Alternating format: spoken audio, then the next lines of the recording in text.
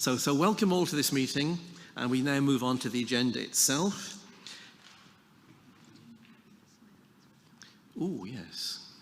Yes, sorry. Yes, that's one thing. I missed off my agenda altogether. As you will all know by now, John Freeman has passed away, and he is a former councillor, former leader of the council, former mayor, and has done a great many things for the town. So I think we should now have a minute's silence for him.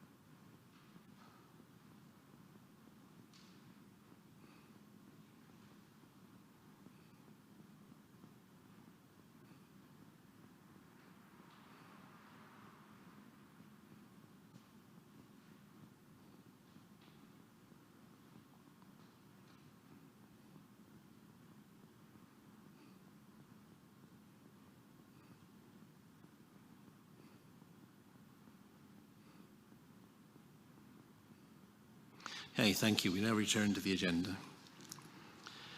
So to apologies for absence, I have an apology from Councillor Cash, who was unwell, Councillor Everton, who was unwell, Councillor Richard Honeyman, who has a prior commitment, and Councillor Lord and Councillor Meek, who have work commitments. Councillor Webb is on his way here, and will be here as soon as is possible for him. We come on to disclosure of interests, item 2. This is to deal with any disclosure by members of any disclosable pecuniary interests and other interests other than pecuniary interests as defined under the Seaford Town Council Code of Conduct and the Localism Act 2011 in relation to matters on this agenda.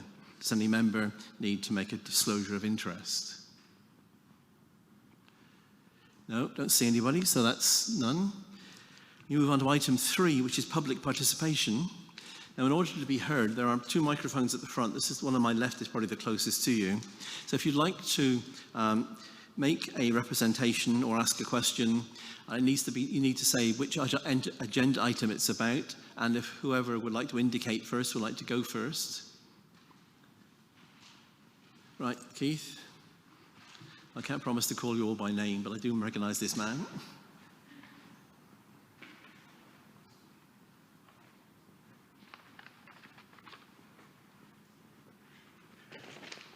Hello, everybody.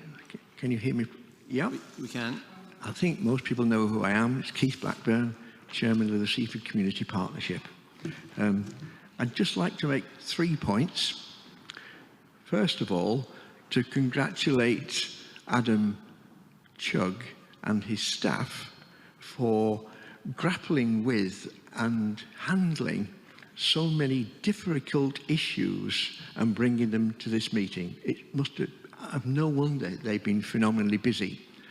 I'd also like to congratulate Adam and the RFO on the paper which was, I think, item 17, which seeks to operate, which is about the VAT issue.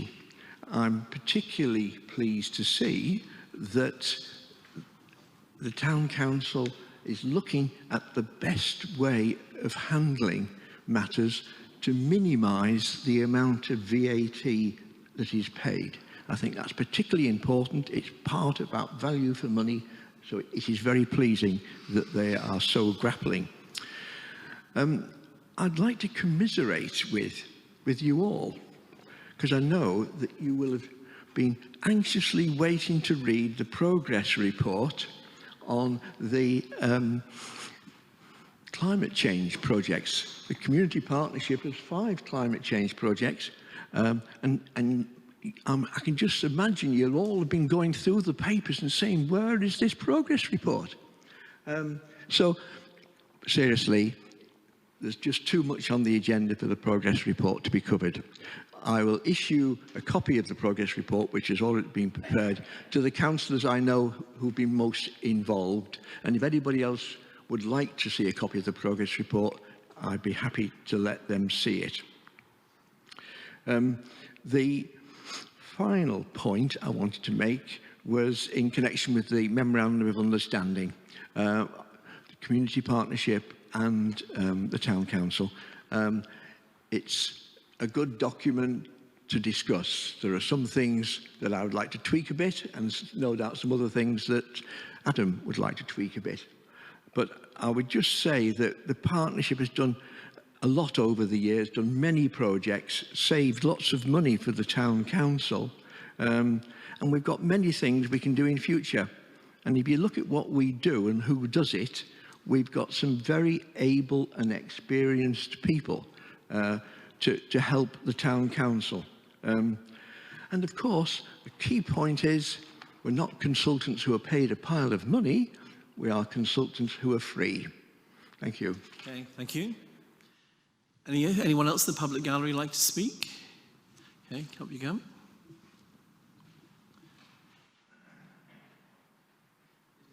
Introduce yourself if you want, or simply start.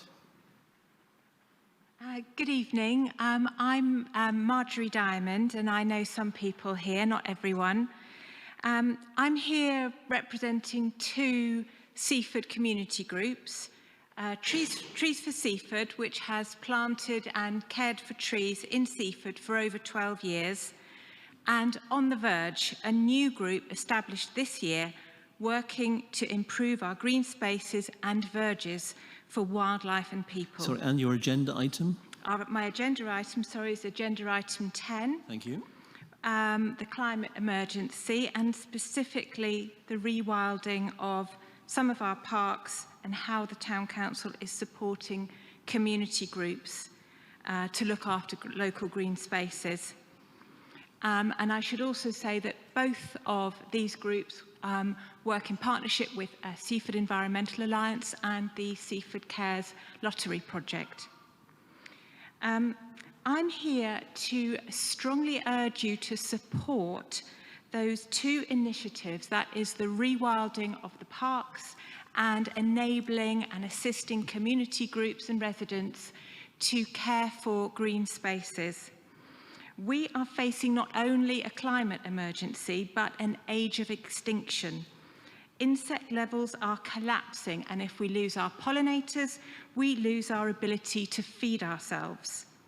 If we want our children and grandchildren to have a world they can live in, we need urgent action at national level, at international level, but also at community level. And this is where we have the power to make change and a responsibility to make sure that we do it. Since we started up our group On the Verge during lockdown, we have been blown away by the enthusiasm and interest from Seaford people in getting involved. All over Seaford, individuals and residents groups are starting to care for and rewild their local green spaces and their gardens.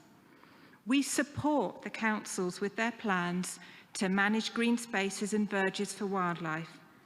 We don't forget that green spaces are for people too, but we need to learn to share our spaces with wildflowers, trees, insects, birds, and other creatures. The new Committee for Climate Change has a hugely important role to play, and we look forward to working closely with its members. But climate and biodiversity has to be at the heart of all your decision-making processes. We know that change can be challenging, but it can be exciting too. We can learn from other towns who are ahead of us and set an example to those who have yet to make change. So I'm here to urge you to support the Council's rewilding initiatives and ensure that the climate emergency is at the heart of all your decision making. And if you are still on the fence, then I urge you to go and ask the young people in your lives. Ask them what they think and listen to them and take their advice. Thank you. Okay, thank you. Does anyone else from the public gallery want to speak? Yes, please come up to the front.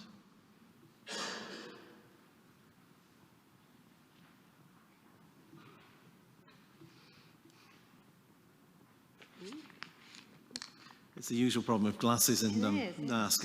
At my age, it's glasses, mask and hearing aids. But, hello, my name is Gemma McFarlane. I represent Seaford Environmental Alliance.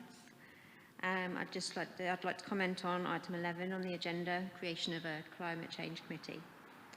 The Climate Change Working Party has achieved a lot in a short space of time, particularly in enabling nature to thrive in areas and partnering with the Seaford Environmental Alliance for a greener Seaford Eco-Fair.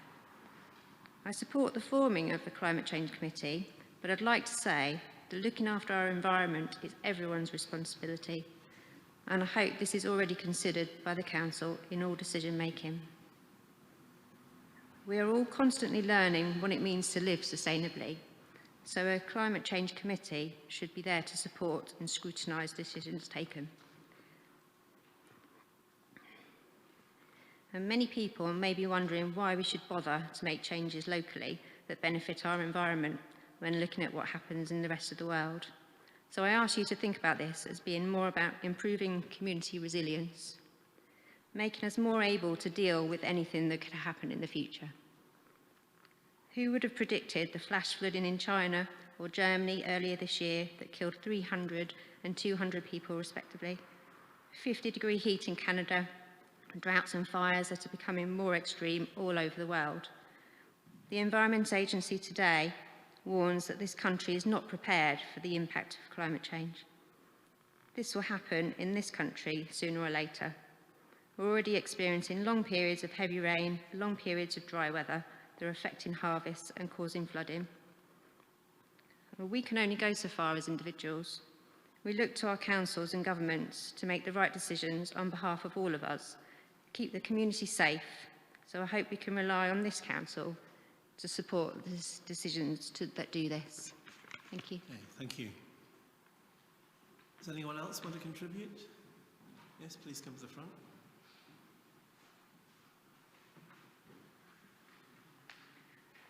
Hello, my name's Joanne Rigby. I'm part of Seaford Environmental Alliance, but I came here as a mother, really. I asked the full council to back having a climate change committee that can respond to climate change, sustainability and biodiversity impacts, and that they are considered in every decision the council makes.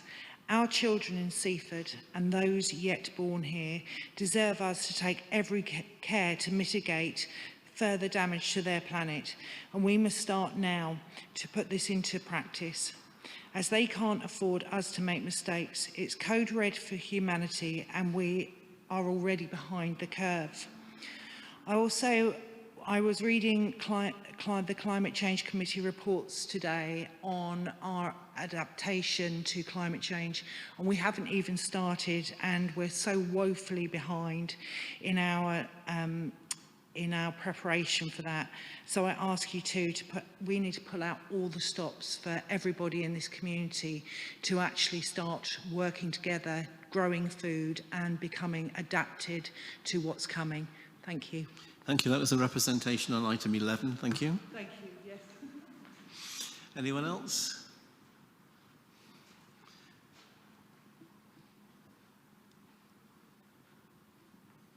Hello, my name's Helen Frederick. I'm a Seaford resident, also involved in the Seaford Environmental Alliance, making a representation on agenda item 11. I strongly support the proposal for a Climate Change and Biodiversity Committee, and in particular the proposal to develop ways that the Town Council decisions can be assessed for climate and ecological impacts. As an example, an impact assessment would have helped the Council to consider alternatives to using the Martello Field for overflow parking this summer. I would like to suggest some enhancement to the role of the committee. That is to support the Council to put a clear plan in place to address the climate and ecological emergency, including, and in particular, public engagement on the priorities. I believe there would be a lot of practical support for this in the community, and there's a lot of knowledge and expertise which the Council could make use of. I would also like to suggest that all councillors undertake a short training, such as the one offered by the Centre for Alternative Technology about the climate and ecological crisis. It's a hard thing for us all to get our heads around, and we're all at different stages of realising the extent and the nature of it. I feel it's really important that all councillors have a shared understanding of the extreme challenges we face so that they can fulfil their responsibilities to the fullest. This isn't to say that there isn't already a lot of understanding and knowledge in this room. I'd like to just end by reminding you, if you haven't already seen it, of UNICEF's recent report that 1 billion children are facing extreme risk from the climate crisis right now. Our own children are beginning to be affected. There are crop failures in the UK and in Europe this year that has already led to food price increases. Now, we may be feeling, as Gemma was saying, what difference does it make? Our little part. But the problem is so huge that everything matters, and it matters what we do. Thank you. Okay, thank you. I think that's pretty much the whole of the public gallery now, so I think we've probably come to the end of the public participation item. Councillor Webb, you want to join the meeting? You've already passed on your apologies for being delayed along the way. So thank you. Now we move on to item 4, which is minutes. Councillor Argent, as Chair of Golf and the View, would you like to propose these minutes? Councillor Argent? Proposed. Seconded. Councillor Payne. Thank you, they're carried. Councillor Walraven, Planning and Highways, 3 meetings. Oh, sorry, I thought we had a show of hands, sorry. Okay, let's go back to 4.1. Show of hands to Golf and the View. Okay, thank you. Okay, 4.2.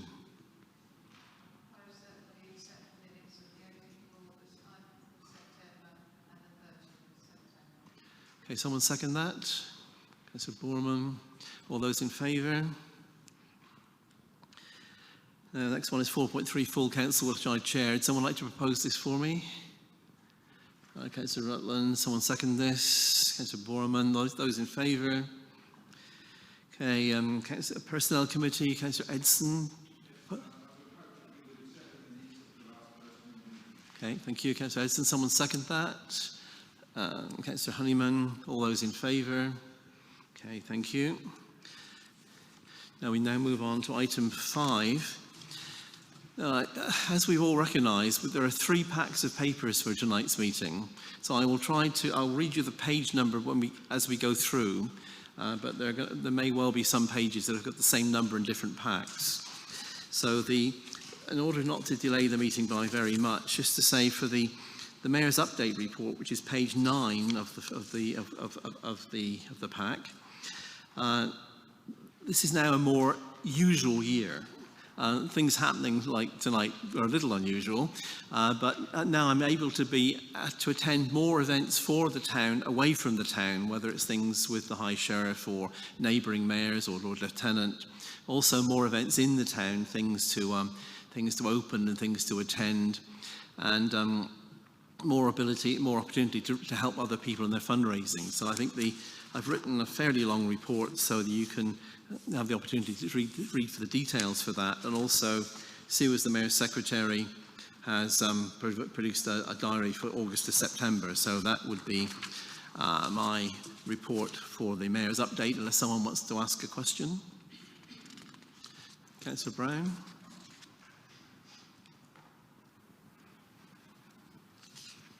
Thank you, Mr. Mayor.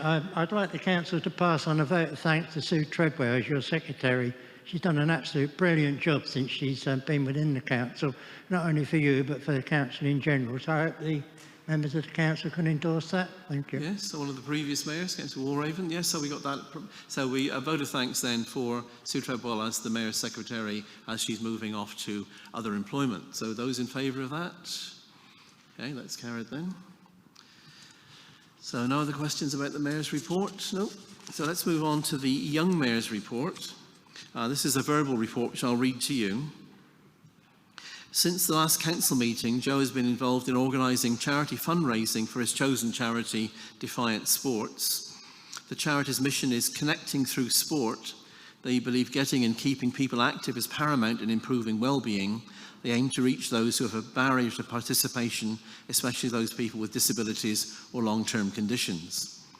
With this in mind, Joe had a fundraising stall at the Support Our Seaford Charities event on the 5th of September and was promoting the work of the charity.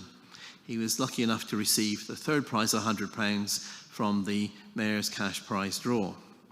Looking ahead, Joe is organising a free sports day event at Seaford Head Lower School in Stane Road in conjunction with Defiant Sports on the 6th of November between 10 and 2. This is an opportunity for anyone to get involved. There is a timetable of events running through the day, including, is it boccia, football, tennis and dodgeball. I might well go along to find out what that boccia is. It's been advertised in Seaford Scene on social media. Plans are also shaping up to have a stall at Christmas Magic selling hot chocolate. All proceeds will go to the charity, and Joe will update us at the next council meeting. That was notes from Joe as our young mayor. If you want to give him any feedback and make any suggestions to him, then it's easy to email him. So there is a young mayor's email account, so please do feel free. Now, on the basis I didn't write that report, I can't really answer questions about it, so that's how it is. Now, we come to item 7, which is Town Council Working Group reports, which I think there are no groups to report on. So I think we move on from item 7.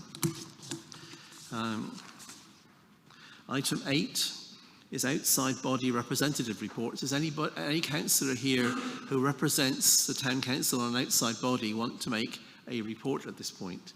Councillor Walraven, nearest microphone, please.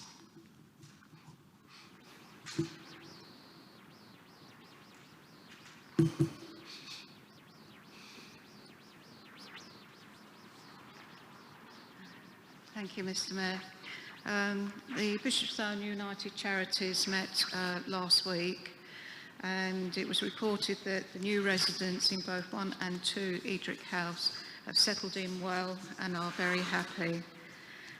We have employed Tillies to do the repair work on the chimneys. They specialise in flint work, and hopefully they will be starting soon. And it was also noted that the exterior paintwork will need addressing next year. Okay. Thank you. Thank you, Councillor. Anyone else who have Councillor Brown?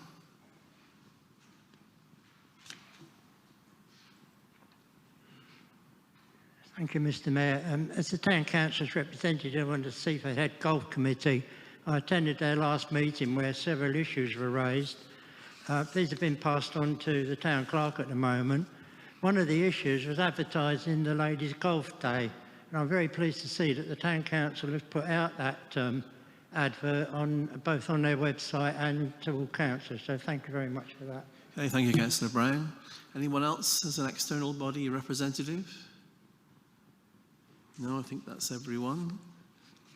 Thank you. Are there any district or county councillors here who would like to update on their work? Yes, Councillor.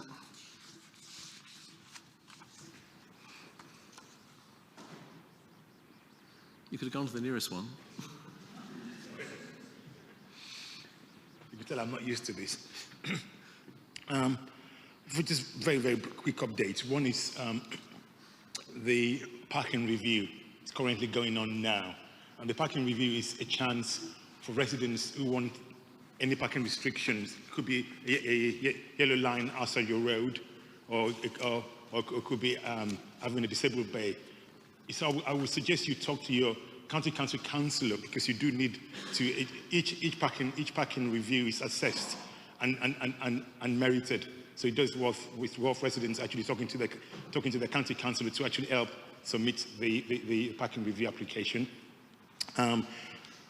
Obviously, the COVID jab, the top-up jab is now being implemented in Seaford. We're working with the county council to find suitable accommodation for pop-in clinics. So we do have a permanent site in Seaford so that when we in the next 3 or 4 months' time, when the NHS start rolling out the vaccine to everyone, we'll have a permanent site in Seaford for that to happen. So that's in progress. We're working with the County Council to try and find a suitable site for that as well. Very quick reminder, this secondary school application deadline is at the end of October. So again, it's worth really just reminding people, if you know anyone who's got children in year 6, moving on to year 7, that they've got up until the end of the year, so end of the month to apply. And that's it. Okay, thank you, Councillor.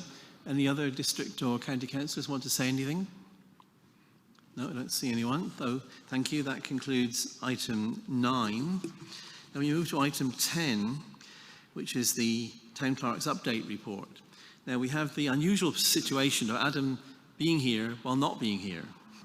So Adam, there's a private live stream to him, and so he's watching all that happens tonight. And if there's something in the course of the meeting that needs him to participate as proper officer, he will come in to do that.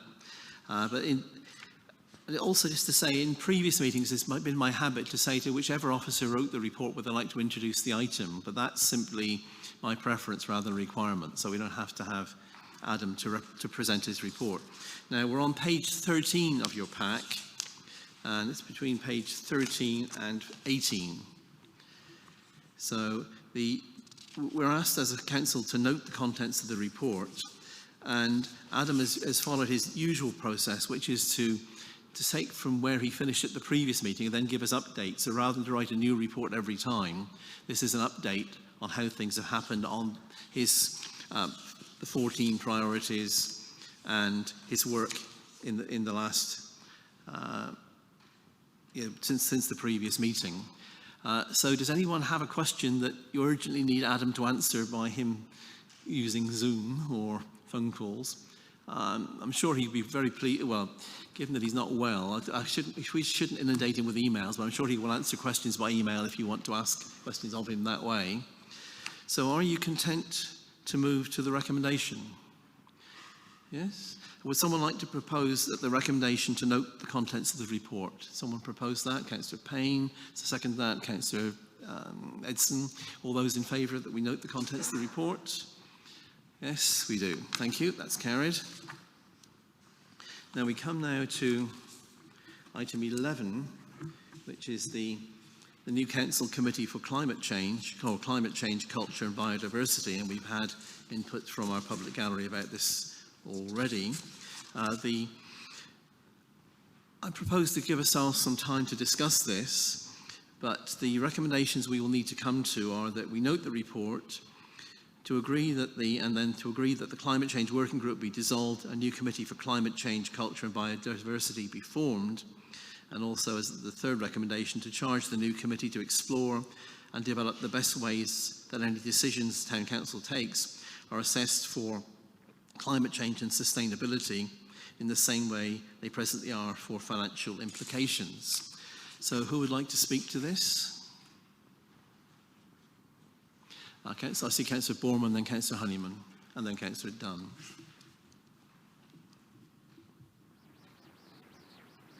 Thank you, Chair. I was actually disappointed that the Climate Working Group didn't actually sort out a policy, because that was one of their remits, was to sort out a policy.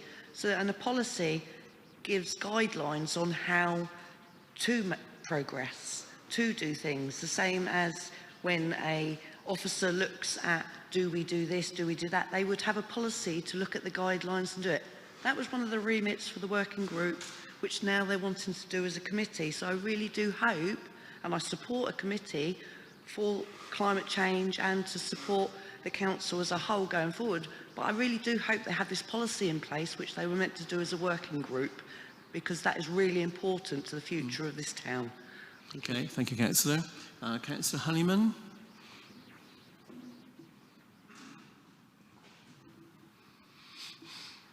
Thank you. I fully support the creation of a climate change committee. I think that's really needed for this town, and I think it's just needed for everything, because there is a climate crisis and we need to do everything we can to try and deal with it. One thing I was just going to raise is just because some of this crosses over with community services, whether there'll be clear boundaries, because on page 21, 4.1c, it says about help work to develop appropriate long-term plans for South Hill Barn, but wouldn't that be community services remit? So I'm just thinking we need to make sure that there's clear boundaries as to what community services does and what the climate group does. Yeah, good point. Thanks. Okay, thank you. Councillor Dunn. This microphone. Is it on? Yeah, okay. Thank you, Mr. Mayor.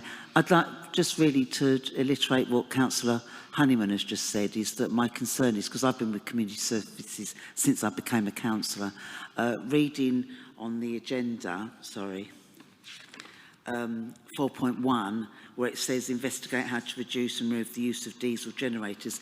I mean, that is a remit of community services, because we have been looking at that with Tony, and also see regarding the work to develop the barn. I would also like to see clear guidelines that this new committee, which I do support, is specific to climate change and not too much on a crossover with community services. Thank you very much. Yes, good point. Well made. Councillor.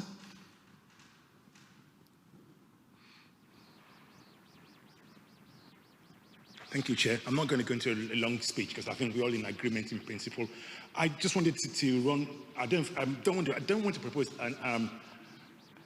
a motion just yet, but I would like to see something that actually enhance the Climate Change Committee in everything we do as a council. So in all our reports, we actually have a section called Financial Appraisal, and what I would like to see is actually have something that says climate change appraisal, climate change implementation. That will solve one big problem. That will solve the issue of climate change, and I've been raised by the last two speakers about interfering with the work of community services. If we have a fixed standing order, that's actually a standard item on all our reports. And I know at item number 3, so the item number 3 does mention something similar to that, but I think it's slightly, with due respect, slightly wishy-washy. I'd like to see something that actually says all our activities, every report will have a section that says climate change implementation on it. And I think that would be, so I don't want to propose an amendment just yet. I'd like to see what people's thoughts are on that. And if there's a broad agreement on that, I'd like to have an amendment to say we want to make climate change the backbone of everything we do as a council. Okay, thank you. Perhaps I could explain from discussions I've heard about from the working party that their intention was that as every report we have at the moment has financial implications, that every report should also have environmental implications. So what you're suggesting, Councillor Adelege, is what I think the Climate Change Working Group were intending in this recommendation 3.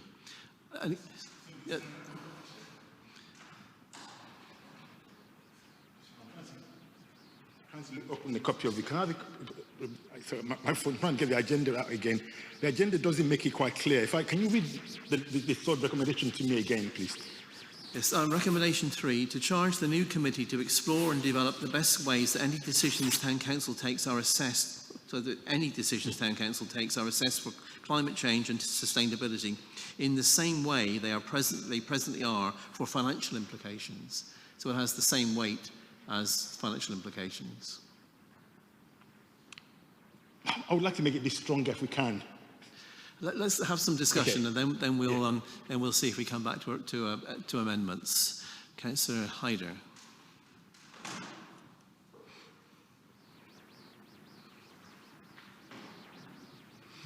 Thank you, Chair. I'm quite agree to Phil is talking about the climate change, and I think we should take the council take more seriously with the local community, because it's getting very worse and worse. Like a few months ago, when flood happened in Germany, and they swept some houses and killed nearly 53 people, I think, and I saw in the news, one 80-year-old man, you are saying, I'm 80 years old, this is the first time I've seen. We heard all of happen, this sort of thing in third world countries.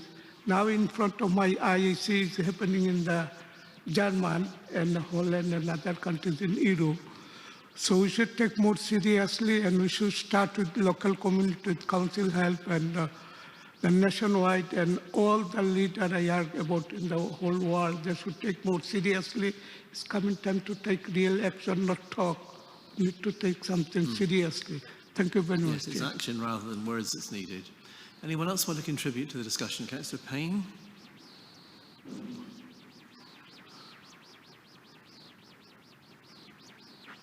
Probably not for the first time, but I'm confused.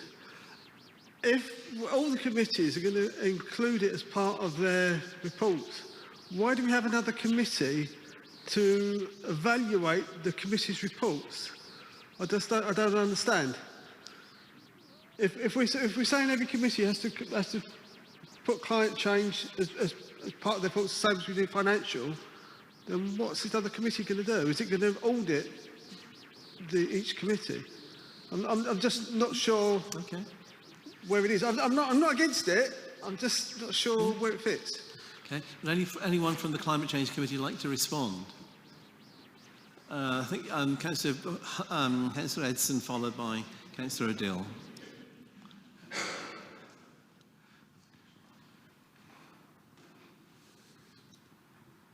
Thank you, Chair. The Climate Change Working Party was originally set up because there was differences of opinion on whether there was a climate change within this council. So that's what we did. We got together to try and to persuade our fellow councillors that there is a real climate emergency and we need to take action in our town to alleviate how it affects us. We managed to do that because there were councillors sceptical, there were papers put forward that there is no climate emergency or anything like that. But we ploughed on and we got through. Now, we know what needs to be done. We need to get rid of fossil fuels, we need to cut out these engines that create electricity so they can run their ice cream stands or their, market. We know what needs to be done. We also wish that we had a pile of money to do it. And I think that's where the problem lies, Chair, is that we've got ideas and everybody will agree with that now, but you need the money to do it. And that's why it's going to be rather slow, even though we know what we need to do to make lives better. So I think that's what we must bear in mind, that it really comes down to the fact, yes, we'd like to put solar panels all over the place. It would be a great idea. They all cost money. And that's where our problem lies. We know what to do. We need the money. Thank you. Okay, thank you. Councillor Adil? Sorry, with people who are hearing loops, you need to be at the microphone. Sorry. Hello everyone, been a long time, so hi again. Well, yes, when this idea had been floated by Councillor Meek, we had our doubts and we had actually discouraged him. He had a foolproof plan, but we did not go ahead with that. So I really congratulate him for taking the initiative in the first place. And now it has become so serious that we are taking steps forward. So not forgetting that he initiated it, we should actually sit down and think about it, because now things are affecting us and our community and our environment, and our kids definitely are growing up in the same environment. So anything that I can do or the council can do, we should step up. We've been having financial implications with stuff that had been not very serious, but now with this climate change where we are living and breathing, having all these pandemics coming up and things changing. So I think it's a serious time to step up and get together. Maybe if we can recommend to have a proper setup of a committee, introduce a new committee in the council to work into it seriously, would not be a bad idea, where we can budget everything within what we can do. So, well, yeah, that's what I would like to say. Thank you. Okay, thank you. Any other councillor wants to speak on this? Councillor Payne, this will be your second time.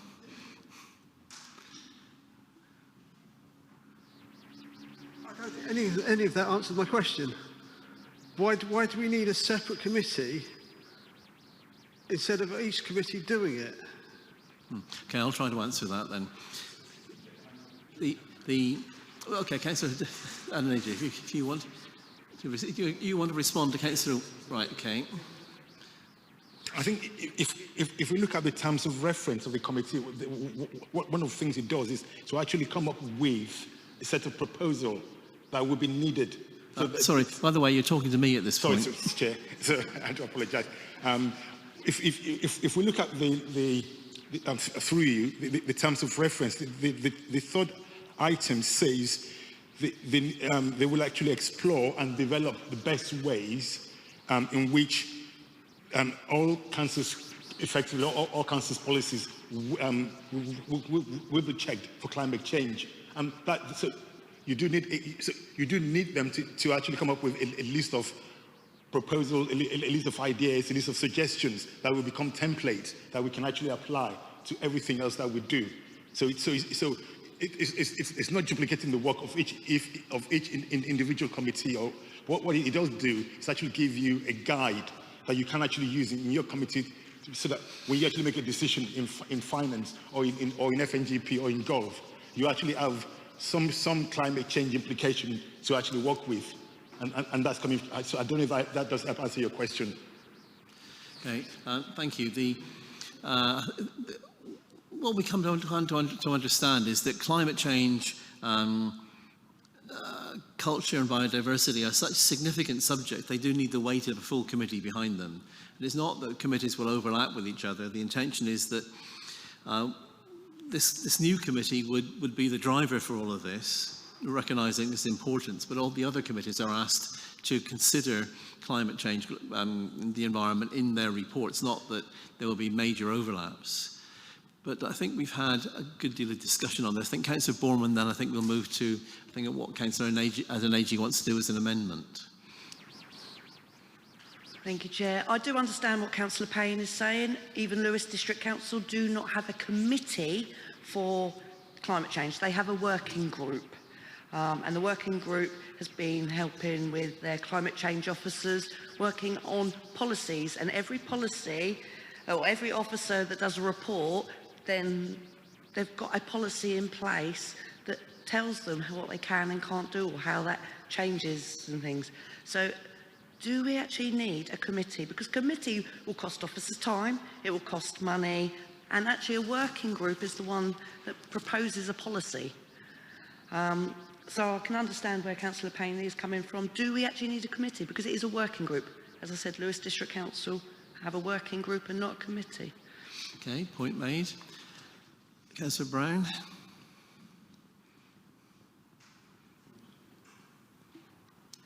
Thank you, Mr. Mayor. I'd like to say, first of all, I'm not against having some form of committee within the council to deal with environmental and biodiversity issues, etc. However, I'm not sure that the council can afford to support such a committee at a particular time, particularly in the current financial climate. We're looking at probably a reduction of the precept by Lewis District Council in changing their collection rules for taking in the money, and placing additional burden on Seaford Town Council working people and pensioners. I think the new committee will no doubt be asking for a big budget in the future, and again, I don't think that Seaford Town Council can actually support that at the moment. I'd therefore like to propose that instead of a full committee, we create a subcommittee under community services. I'll forward that proposition this evening. Okay, thank you, Councillor Brown. Just to refer you to page 21, and the number 5, financial appraisal, where it talks about the officer's view is that there is the opportunity, there is limited difference between officer time between a working group, a subgroup, and a full committee, which is why this is being proposed. Now we have, I think, an amendment from over here and another amendment from over there. I think we need to move to a vote on this now, given we've got a really long agenda. Is it? Yes, yes. Okay, let's we'll refer to Georgia. Yes, just to maybe try and microphone. Okay, sorry. Just to try and provide some answers to some of the points that have been made. I know it was talked about the boundaries, kind of the crossover with other committees and what this committee will actually be for. I would say that a lot of that will be addressed when we look at the terms of reference of the committee, so especially the boundaries, the terms of reference, we can make it really clear what that committee is there for, what decision-making powers they have, and even cross-reference that with other committees and make sure that everything works together in harmony. With the point regarding what the committee will actually do, I think there will be an aspect of monitoring and auditing and a bit of scrutiny, but then also very much specific climate change projects. So at the moment, the problem is that we don't have a forum for these climate change actions and projects that we need to be doing. So it is hoped that this committee will be able to give it the drive that's needed with that. And the other point, sorry, was about needing to do something sooner with getting a policy in place and the implications in reports and things like that. I know the town clerk's advice to the chair of the climate change working group has been that there's nothing to prevent the working group doing work between now and when the new committee would start in May. So in theory, we can have a lot of these things in place ready to go for early 2022-23.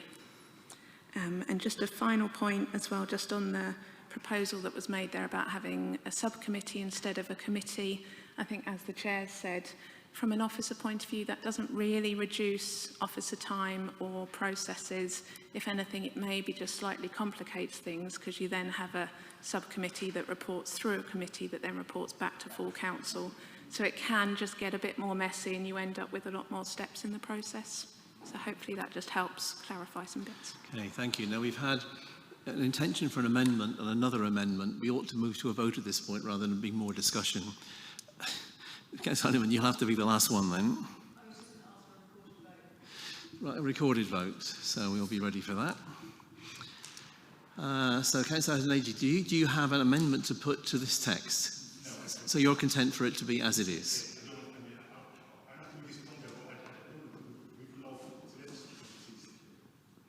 You're content as it is. Councillor Brown, tell me the wording for your amendment. Please let me know what's the wording for your amendment.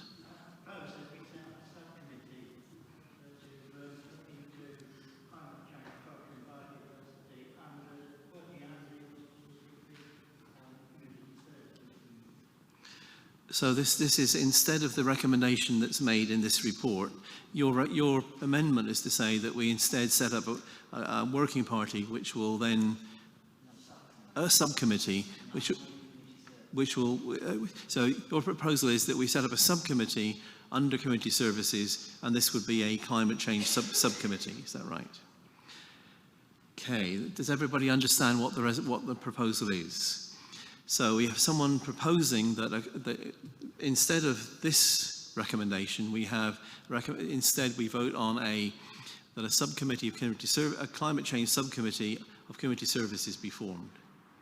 That's what I understand. Yes, that's proposed. Someone second that? So that's seconded. I think okay, Councillor Edison. Then he's in my eye line. So what we're voting to do will now strike down the original recommendation and instead replace with this one. And this has been called as a named vote. So those in favour of replacing the report's recommendation with Councillor Brown's recommendation, please show. And we'll need names. So, yeah, if Councillor Adeniji? No. Okay. Councillor Adil? Councillor Argent? Yes. Councillor Borman? Councillor Brown? Councillor Dunn? No. Councillor Edson? Councillor Ali Haider? Councillor Rathnuma Haider? Councillor Honeyman? Councillor Payne? Councillor Reid? Against? Councillor Rutland? Councillor Walraven? Against. And Councillor Webb? Okay. So that's carried 11 votes for, 4 against. Okay, thank you. So, sorry, I can't allow anybody to speak from the gallery, sorry. So we have decided now that we will be, the council has proposed a subcommittee, climate change subcommittee, or has agreed to have a climate change subcommittee reporting to community services. Okay, thank you. That's the motion is carried. And there will be names in the voting papers for this. Okay, we now move to agenda item 12. This is the Community Infrastructure Levy for Newlands, and we're on page 23. The whole thing was struck down. Everything's gone. There is no other recommendation now, because this. Yeah, we voted to replace the whole thing. Okay, let's move on to page 23 up to page 29. This is the Community Infrastructure Levy that comes from Newlands. And the purpose of this report is to update full council on the upcoming receipt of significant CIL money set out and to set how spending of these funds can be determined.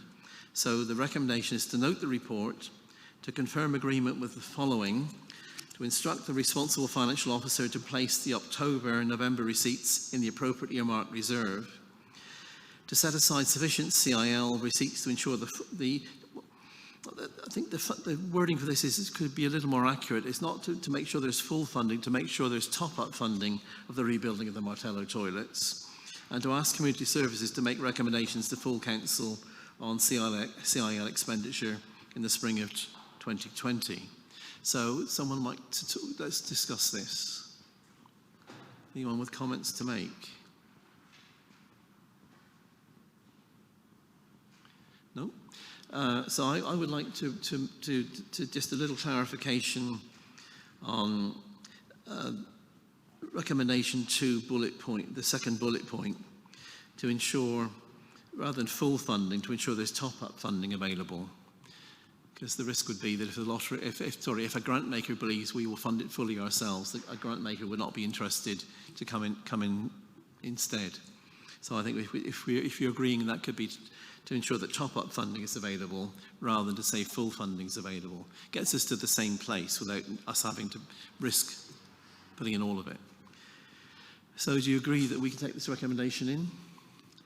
So yes, that's me proposing it. Councillor Payne seconding that. Okay, so what I propose to do is to put the two recommendations together, that we note the report and we confirm the following agreement. We confirm agreement with the following.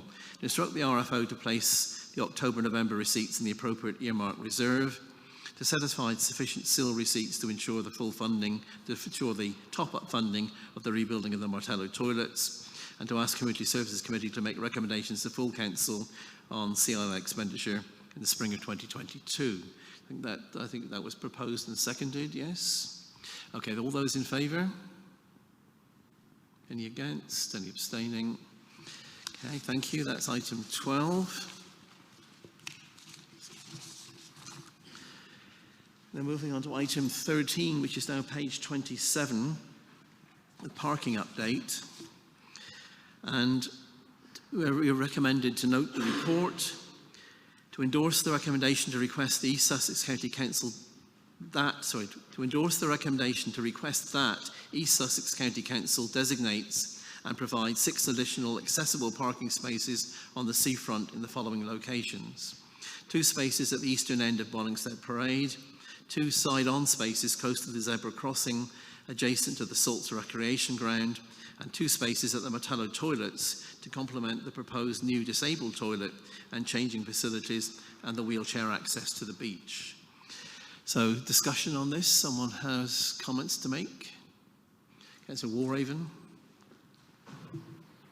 Councillor Honeyman?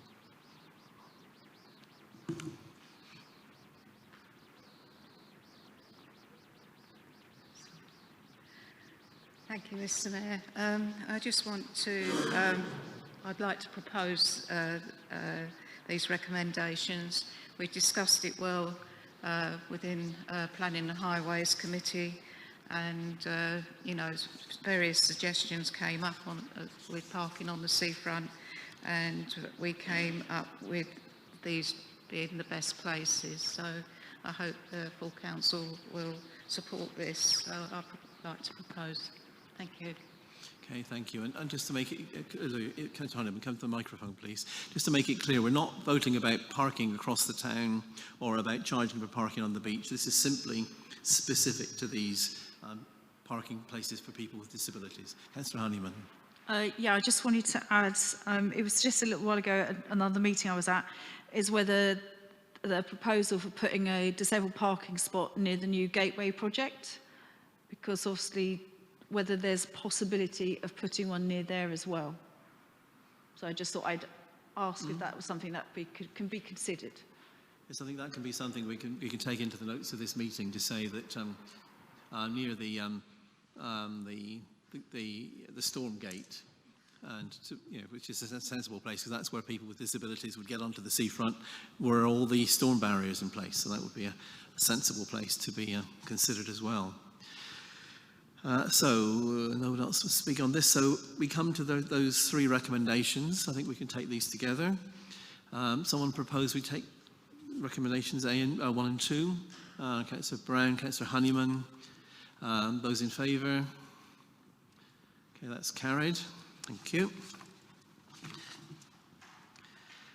Now we're going on to page 30 and the agenda item 14. The Newlands 106 agreement. So the purpose of this report is to update full council on the content of the 106 agreement and the steps the town council needs to take next, and then to ask full council to approve expenditure for expert professional support. We are asked to note the report and to also authorise expenditure of £5,000 for a professional evaluation of potential sites for the new facilities. As I understand it, there is money available for either something that could be called a football academy, it could be called a sports pitch with changing rooms and whatever. The real challenge in Seaford is finding enough space to site it. And the way this funding would work, we've got up to 5 years to find a site and create this facility. And it would work that if we cannot find somewhere within Seaford, then there would have to be somewhere across the coast. If that wasn't possible, there's the possibility that we could put the money could go to the Crouch and the football facility there. But if none of those will work, the money's returned. So this is simply to recommend that we need some professional support to make sure we can find a site. Or if there is no site within the town boundary, we come up with another alternative rather than, I'm not saying I'm against the Seaford Town Football Club's pitch at the Crouch having investment, but I think the intention of all this was to have new facilities in the town to replace that pitch lost at Newlands. So anyone else want to talk about this? Councillor Webb, as you haven't talked, you're first, you haven't talked to anybody yet. Sorry, a microphone please. Councillor Borman and then, was it Councillor Payne? Oh.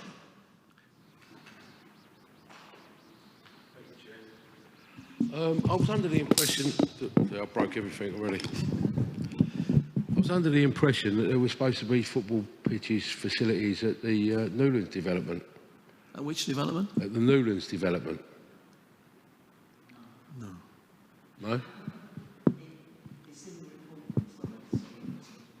Or maybe I didn't read it properly then. It's in the report that they said that to do it at the Newlands would be not really financially viable. But I thought that was the understanding that they got the planning permission. Well, it was sorry, you need to talk to me rather than to each other.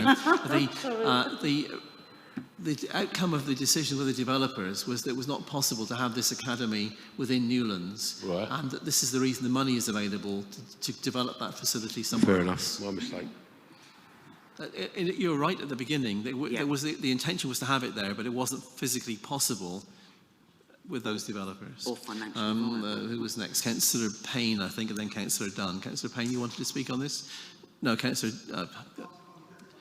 Borman, okay.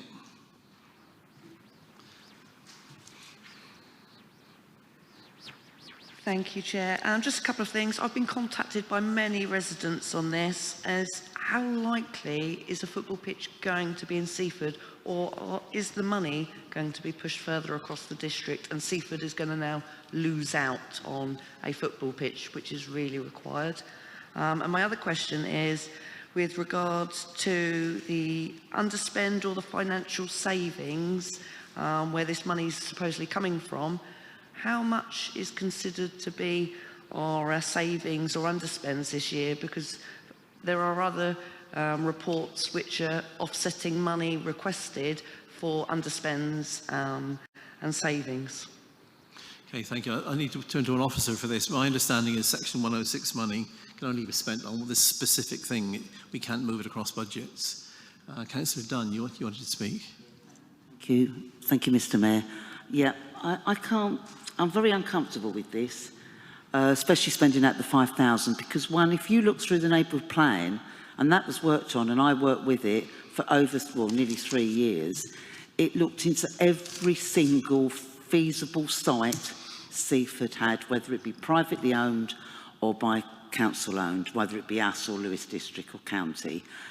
And we are under green space as it is. I cannot believe there is anywhere in Seaford that could build a sports academy. Also, the other concern I've got is 350 probably wouldn't even be enough to pay for a full sports academy. And also, who's going to upkeep it financially? Because the money would only go towards building it, but then you're going to have the financial upkeep. No doubt the developers won't want to have anything to do with that. They will have to then pass it down to us as a council. Do we have the officer time, the resources, the financials to even support the maintenance of a sports academy?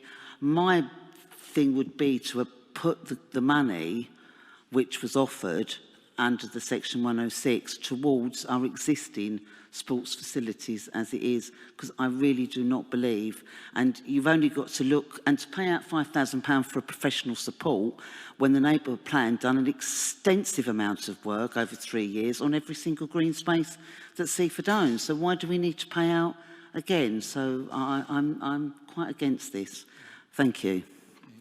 Point taken, but I think the reality of these cascade arrangements is that if there's no pitch in no space in Seaford, we will end up with item of page 31C4 that the money goes to any pitch along the coastal belt.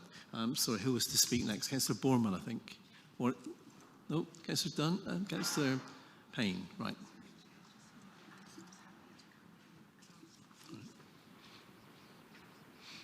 We've got a pitch at the Crouch, we've got a pitch at the Salts. The only other place is Downs Leisure Centre. They could then manage the academy as part of their non-profit organisation. So we would actually spend the money there, put it there. They've got the pitch that they use at the moment. It's not actually a football pitch. They could obviously build the academy there. So build the academy where, sorry? At the Downs Leisure Centre, because all you really need is like the management side, isn't it? Because all the rest of the facilities are there, so we could then spend it developing the pitch so it's a better pitch, and maybe sort of an extra changing room or something. Okay. Well, we just had a message that our proper officer is ready to come into the meeting at this point. I think it would be useful to have Adam explain the legalities of this, and I think that we are tightly restricted on what 106 money can be used for.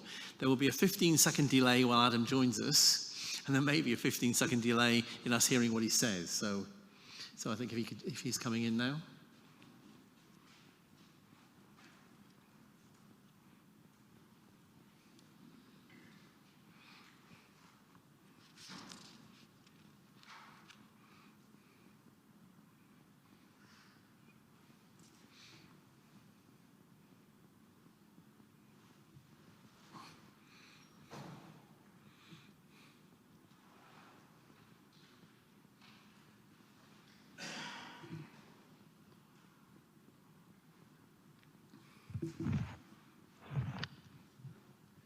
Here he is.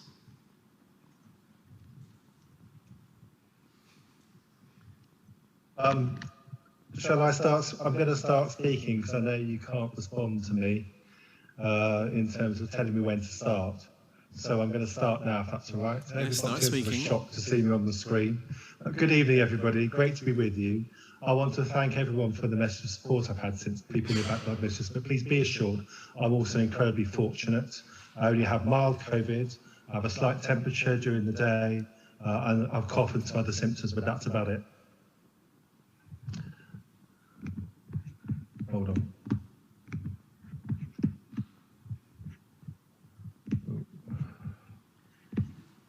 Adam, I think we're asking you to comment on the Section Okay, sorry about 106 that. I just agreement. heard myself in my ear and it distracted me, so I've turned the sound off so I can just not hear anybody now. So I'm going to carry on. So in terms of the points that have been made, the reason for doing this additional work, that completely recognised the work enablement plan, because of the legal sensitivities of this issue and the importance of the decision. We're recommending a standalone piece of work is done. It will take account of the neighbourhood plan, do a desktop research, but we think a standalone bit of research that enable the decision is necessary given the sensitivity of this decision. I think in terms of the likelihood of sites within, I don't think it's appropriate to speculate about that. We simply want to undertake this sensible professional exercise so then councils can make an informed final decision on that issue. In terms of the list of things within the Section 106, I've set them out in the order of the decisions that are taken. So to be clear, it's not a preference list, it's not a menu we choose, we prefer this option to that one. It says we have to do this, and if we can't do this, we have to do that, and if we can't do that, we have to do that. So we want to be clear about the sets of order.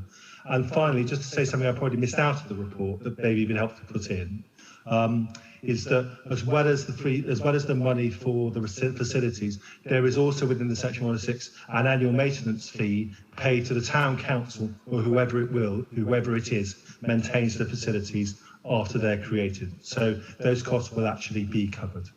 Okay, I hope that addresses the points that made so far, and I hope it wasn't too weird. Thank you. Well, we have Adam live. Do you want to ask him any questions? Hopefully he can hear them from where he is. From the microphone, Councillor Brown. Yes, thank you, Mr. Mayor. When this was originally agreed with Newlands Development, because it's obvious that they didn't have enough sufficient land there to build a full football pitch and facilities, the town council and some town councillors and members of staff started to look for alternative land. And we did actually identify some land on the west side of the A259 going out of Seaford in the Tide Mills area, which at the moment is farming land, and that was considered to be probably a successful, probably not successful, a suitable place for that academy to be built. Now that there's a new bridge over the railway line, it becomes even more attractive. Good point. That would still, I think, still be within the town boundary. So Adam, were we able to hear that?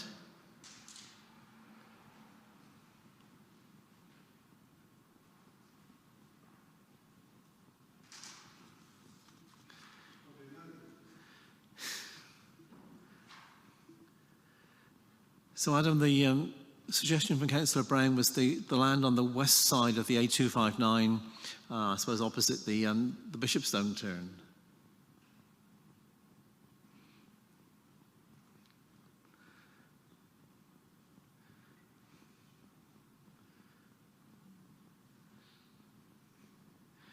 It does build up the anticipation level though, doesn't it?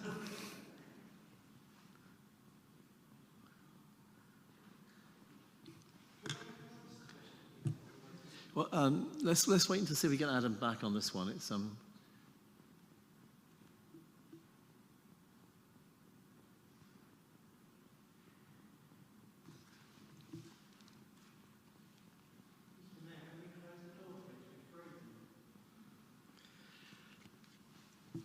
yeah, I mean, we need to have airflow across the building, but yeah, I think if you close the door and maybe open the window, we still need to have some airflow, but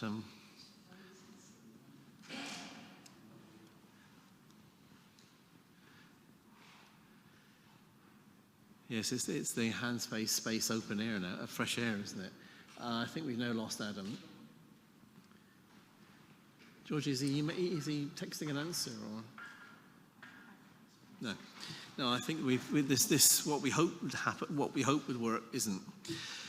I think what he was saying to us is that if you look at page 31, it sets out the sequence of what would happen in terms of sports pitch contribution. He's talked about the additional funds that will be available to maintain this, and then what the cascade would be. I think, picking up on Councillor Brown's point, if there is the possibility of land which would be in what would become the new nature reserve, which is what the community partnership is proposing, then we do. My own view is it's worth spending some money, maybe not £5,000, to make sure if there's any possibility the town can benefit from this in its own boundary, then we should have it. And would you consider an amendment up to £5,000? Now. I think I'm going to give a bit of a time delay. I'm sorry, I might be a bit behind you now. But to say that, as I say, we want to consider all sites, including the one Councillor Brown suggested. So I'm aware to say we'll take account of all work that's previously been done in this new piece of work. Sorry if that's taken too long to say. Okay, so Adam was saying that the group are aware of that site. So is the concern in the room about there being a sum of £5,000? Could we modify that to be up to £5,000 or not more than £5,000? Or Councillor Payne? Councillor Honeyman, right, sorry. Given we've got 5 years, could we not postpone it till next year and include it as part of the budget? So it then wouldn't be funds we've got to find. Yes, it could. That's something that could be done. But the clock is already running. Councillor Honeyman. That's the issue. We would lose a year taken off the clock by doing that. My questions were, what's going to happen to the existing Seaford Football Club if there's another football pitch? What happens to them? Do they stay where they are, or does that mean another football group gets created? And my other question was, with the cascade provisions, can the two options on the expiry of 5 years, on the expiry of 7 years, not be swapped around, so that we get the option after Seaford gets the option after 5 years, that can be spent to upgrade the football pitch and facilities of the sorts in the Crouch, rather than we're the 7-year option at the moment? Can they not be swapped around? My understanding is this is the agreement as originally signed, and we are bound by what's there. Well, it's a shame, because it just means we've got to wait longer. Yes. I mean, that is a tactic we could deploy. We simply wait it out and then upgrade the Crouch. Sorry? Yes, go on. Just to answer the point about Seaford Town Football Club, they would remain where they are, but they are full to capacity on their field. So they also play at the Downs as well, so they would welcome somewhere else to play, as would Premier Soccer in Salt, who have to share the pitch with the rugby club and the cricket club as well. So we do have pitches in the town, but they are overused. So I would see this as an addition. Yes, I think the same applies to Chington Rec. There's a lot of mixed use up there in terms of there are few full-size pitches, and as Tony is saying, more teams. And I think the idea of an academy would be to bring forward new players, which could feed the others. Yes. Yes, would you like to read the response? Yes, so sorry, I've sent a message to Adam about the question surrounding whether we need the full 5,000 and whether it needs to be this year or could be budgeted for next year.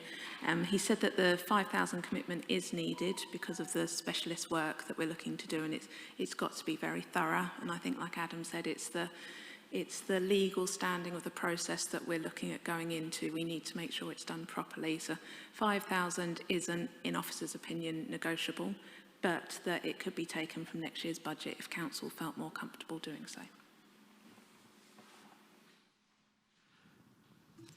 Okay, so Adam Aging.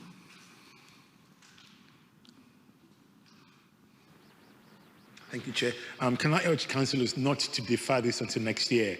As Tony said, I mean, I do a lot of work with Premier Football, and they actually don't have enough space. Now they're actually looking at Cradle Hill School, to start using their football pitches. So there are not enough football pitches in Seaford, and we do need to have more. We do need to engage. I know Premier Football are trying to engage for football, so trying to expand for football for 14 to 16-year-olds. So we do need the facilities in town for our teenage children. So delaying it for another year, I don't think it's a good idea. I'd rather do it now, bite the bullet, and approve it this year. Okay, thank you. So there are at the moment there are no amendments proposed. So we could take the two recommendations separately, and if you want to make an amendment to the second one about the money, we could do that. Is there an amendment to make to this, or can we simply take it to the meeting as it is in the on page 30 of report of Agenda 14? Vote on it as it is? Yes, Councillor Payne. Yeah, I'd like to make an amendment that we defer this till next year so it can be fully budgeted. And also look to see if it's 5,000 enough. Rather than we need 5,000 now, we can actually look at it and actually get a proper figure. So the amendment is to defer this for a year? To the next... To the next financial year? Yeah. Okay. Someone else was looking to speak? Somebody had a hand up? No? So, we have an amendment. So that's an amendment to recommendation 2, isn't it? We can note the report, and then the amendment would be to the second part of that. That's correct. So let's take this in pieces then. I see. Yes. Does someone second Councillor Payne's proposal that we defer? So the proposal is defer for a year. Someone second that? No. Sorry, nobody's seconding that. Okay. So that. No. Okay. So we put someone proposed the recommendation 1 to note the report. Someone proposed that. Councillor Payne. Someone second that. Councillor Edson. Those in favour of noting the report. That's carried. And now the second recommendation to authorise expenditure of £5,000 for a professional evaluation of potential sites for the new facilities. So Councillor Neji's proposing that. Councillor Brown, you're seconding that? Proposed and seconded. Those in favour? Okay, that's carried. So thank you. That's agenda item 14 completed.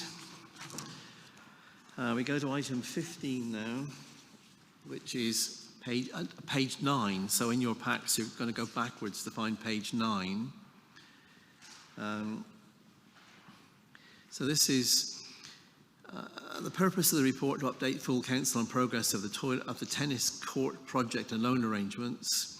And we are recommended to note the contents of the report and details of the tennis court development at the Salts, and approve the new term of the Lawn Tennis Association loan from 10 to 7 years. Agree a restriction on title, meaning the town council will not sell, transfer or change the use of the courts without the agreement of the Lawn Tennis Association for the term of the loan, and delegate power to the town clerk in consultation with the RFO to authorise an additional spend on the project of up to £10,000 from the CIL earmark reserve 361. Now, this is a report written by Tony Jackson. Tony is fortunately here tonight. Does anyone have any comments or questions? Councillor Borman.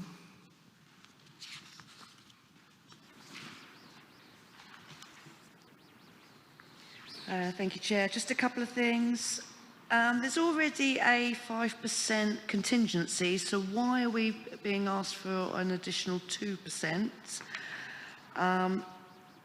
If the contingency isn't used and we're being asked to go for option column B, which is to add £10,000, then actually it's only £2,506 and not £2,976, which would be at the end of the first year for the net cash movements.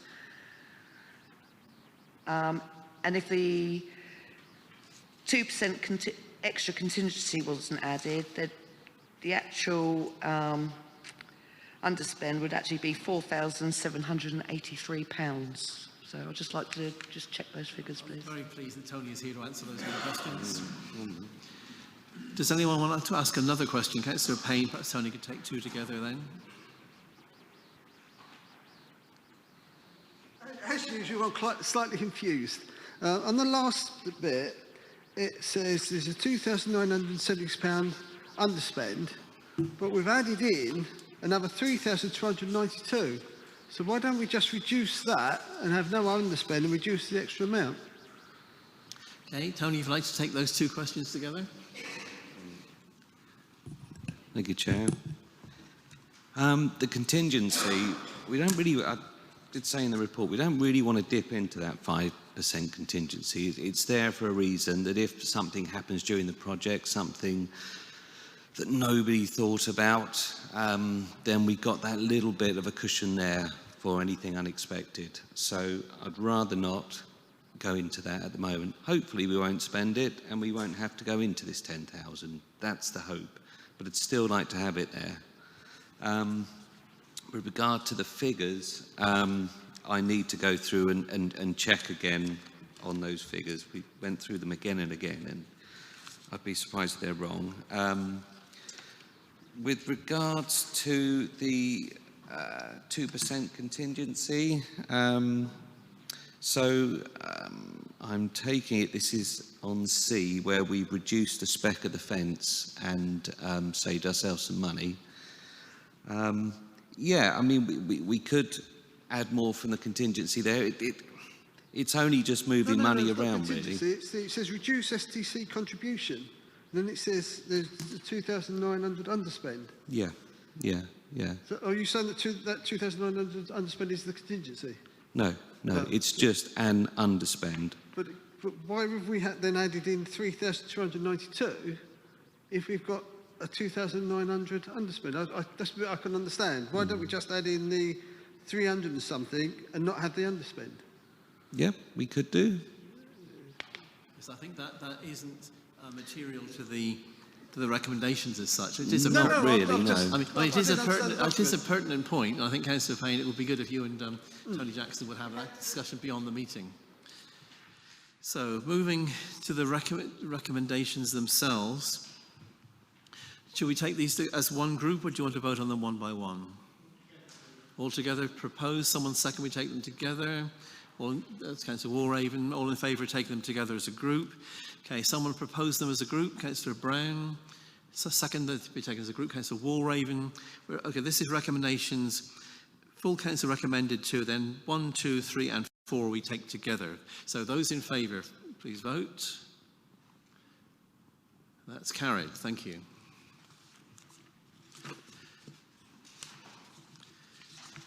Now we move on to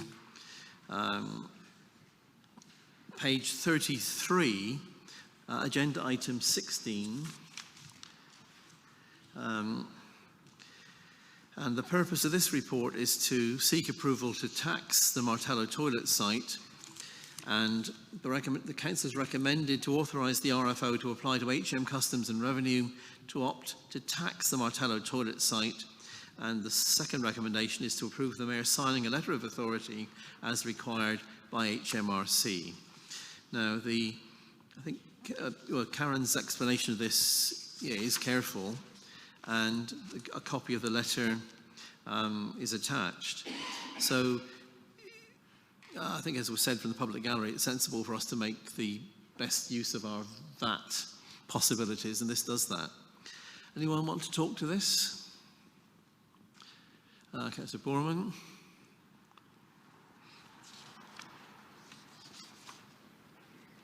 Thank you, Chair. Yeah, I agree that actually finding the best way of actually bringing the money back into the council is a great thing, but I'm just concerned with the concession of if they're going to be charged VAT on their concession rate, is that going to be adjusted? So if they'd only pay X figure, would it still be X plus VAT still equals X, or would they then be, because a lot of the concessions can't claim their VAT back because they don't earn enough. So I'm just concerned a little bit for the concession holders of how that's going to affect them in the future.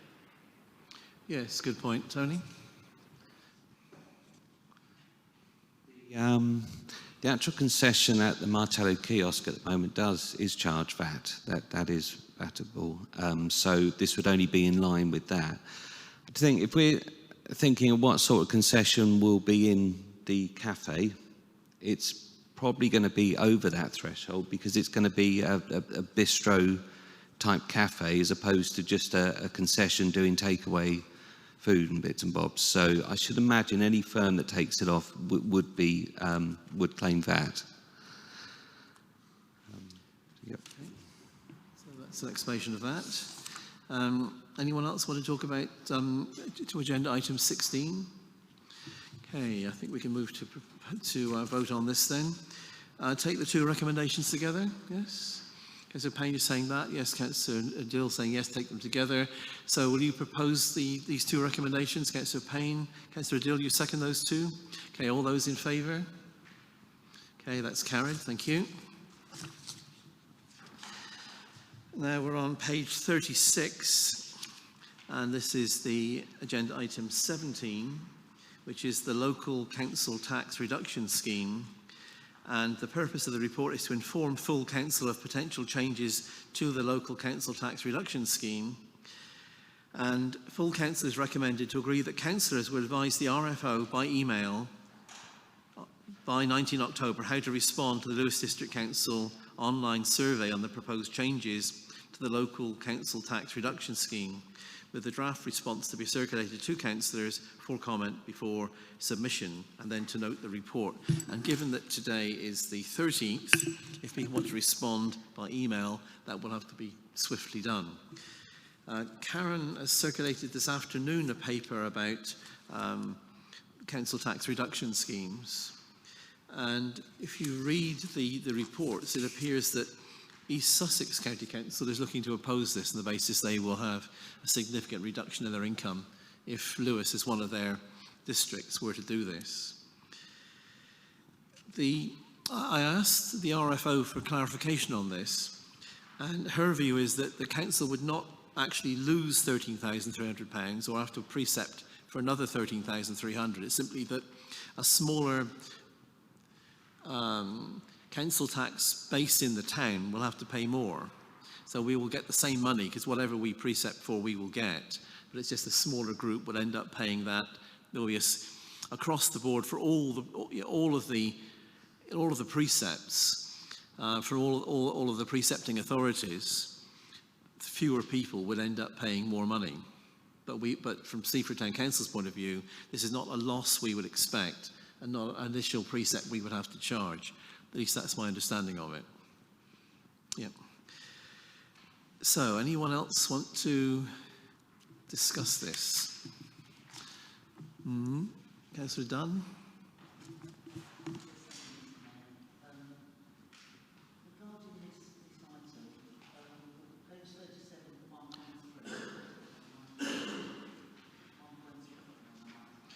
Just one moment, just the microphone turned on. I think you've got a battery problem. I think that they're sending you here comes technical help. Right, Councillor Dunn. Yes, thank you, Mr. Mayor. Yeah, 1.3, where it says to remove the application of minimum income floor for the self-employed. The report doesn't really make it clear whether it would be on the gross income or the net, because that would be a vast difference. Is there any way that can that be answered? Because the gross is before, having done self-employed quite a lot, I know a lot about this, that the fact that if you take it from the gross, it's before their expenditure, where the net will be a very different figure. Just let me know which page you're on. You're on, is this page 37, item 1.3? 1.3. It says third paragraph. It says to remove the application of a minimum income floor for the self-employed. Well, self-employed either have gross or net, and the report doesn't make that very clear. Just something I thought I'd mention. Yes, thank you. I think the issue for us here is this is something that Lewis are saying I think they intend to do or are choosing to do, but we're being asked for a response. So what we're asking for consent tonight is that us councillors advise the RFO by the 19th how she should respond to Lewis District on their proposal. And that's as much as we're being asked to do. Yes, what you could do, or what we can do, we can, in the offer here to advise the RFO, if all of you could email Karen tomorrow to ask her for more advice on, certainly Councillor Dunn's question. But I do think that we have to move swiftly on this, because Lewis are making it clear what they want, what they're considering then, perhaps it's a better word, and we're being asked to make our response to that. And I think we do need to make a response to that quickly, given their deadline. So what I would suggest we do is to agree these two recommendations, and then all of you who need to get clarification about the detail, email Karen tomorrow. So are you content we take these two recommendations together? Yeah, Councillor Borman, Councillor Dunn, no, sorry, Councillor Webb, sorry. Okay, that's, okay. Proposed and seconded. Okay, all those in favour of the two recommendations, 1 and 2, agree that councillors advise the RFO by email how to respond to the District Council online survey on changes, and we note the report. All those in favour? Okay, that's carried. Thank you.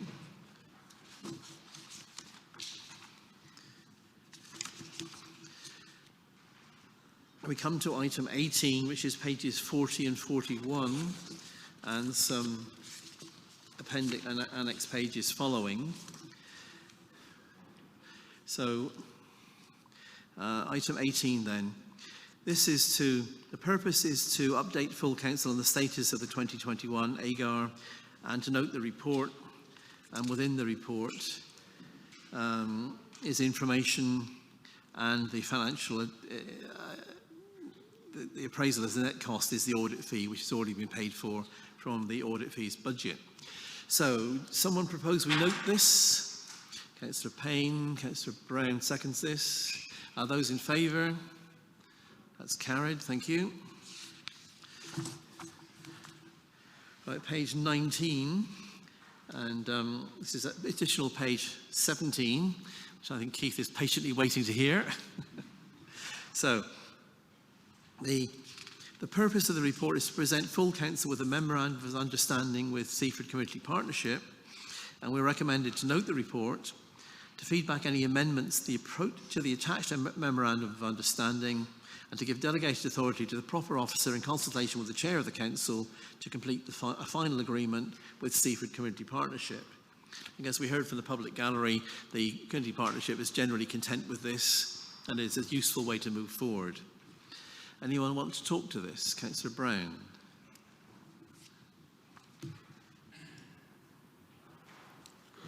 Thank you, Mr. Mayor. Seaford Town Council has worked with the Seaford Community Partnership over a number of years on quite a number of projects, and quite honestly, they have contributed a considerable amount to Seaford Town Council. I therefore urge Council to accept this memorandum of understanding. Okay, that's proposed. Someone second that? Okay, so does anyone else want to speak to this? Yeah, okay, right, let's have a quick discussion, but we've got it proposed already, so. I think very quickly, I just want to echo what Councillor Brown has just said. I think it's quite important that we do support the partnership. They do quite a lot of heavy lifting for Seaford, and they do, as Keith himself said, they do the job of consultants, but without being paid the consultants' wages. So I think we should give them as much support as possible. So I urge everyone to please support this unequivocally. I think we'll take that proposed and seconded then. We'll put this to the vote. I think, again, the three recommendations together. To note the report, to feedback if there are any amendments to the attached memorandum, and to give delegated authority to the proper officer in consultation with the chair of the council to complete a final agreement with Seaford Community Partnership. All those in favour of that? Okay, thank you.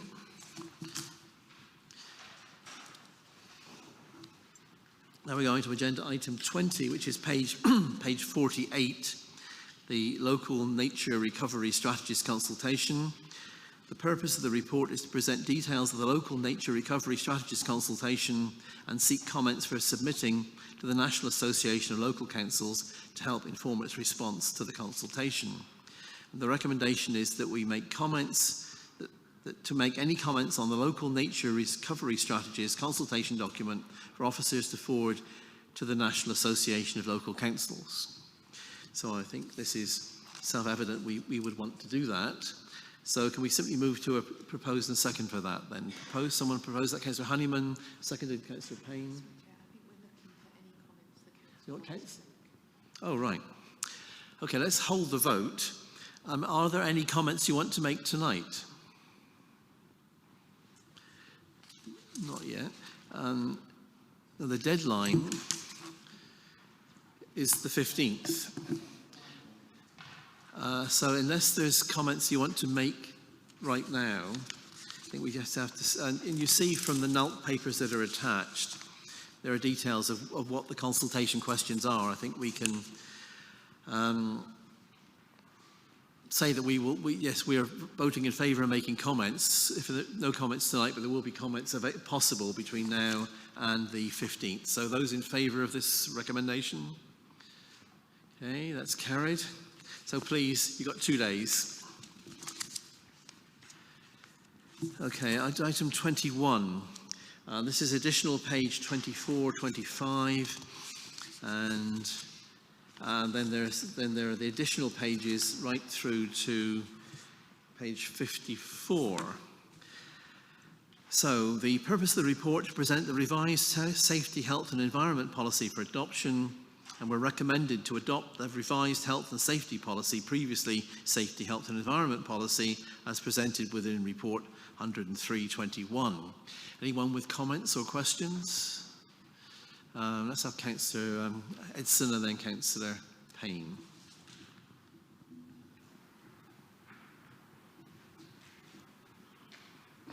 Thank you, Chair. On page 30, under 2.4, the last paragraph there, the last part of the sentence has been deleted, which reads, which may lead to the termination of employment. If you turn to page 41, there, when I find it, there is a similar wording that's not been deleted, and I just wondered, was that an oversight or is that the way it's supposed to be?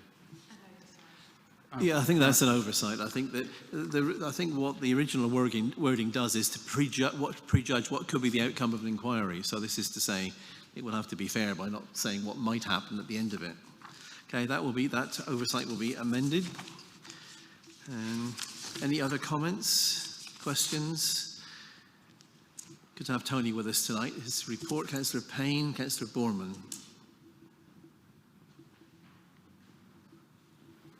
On the statement of intent, the third paragraph talks about diversity. Sorry, say again? On the statement of intent, Which on page 28. Page 28, right, Yeah, okay. the third paragraph talks about diversity. As you've taken out environment, it's not really relevant to health and safety, is it?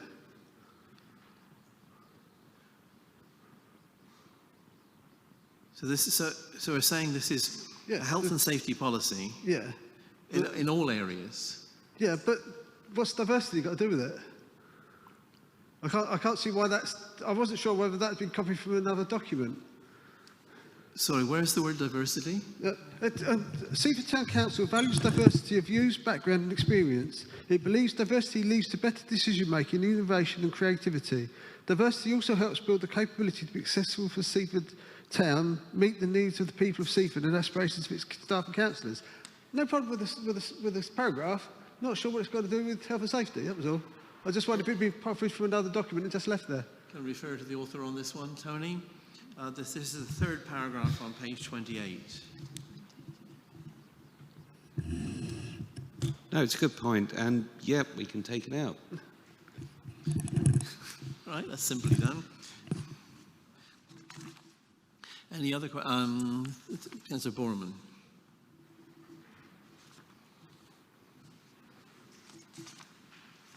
Thank you, Chair. This policy is very specific with the names of people and their job titles compared to other Seaford Town Council policies. What happens when they change, please? Tony?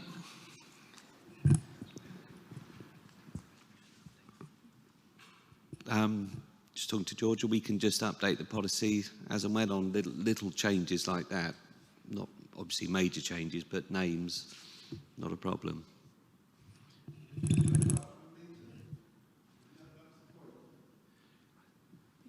I think Tony's answer to this is that it's possible to edit this as we go on. Okay, well, if the councillors would like us to take the names out, then that's something we can do by all means. Yeah. Councillor Edson?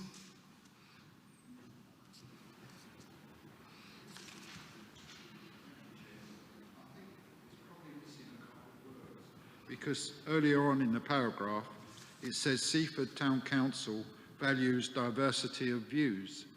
So it's referring to diversity of views. And if you add those two words to that last line, it then would read diversity of views also helps build the capability to be successful for Seaford Town. Sorry, I didn't. So this is saying that you're saying that it's debatable whether the removing the need for diversity in this is helpful. Getting diversity of views is useful, but in terms of people will come at health and safety with different understandings. So I think it's a diverse range of views. I think rather than reading diversity to mean BAME, could be just a range. This could just be a range of views. Okay, I think Tony's now has agreed that paragraph could be removed. So we have a yes.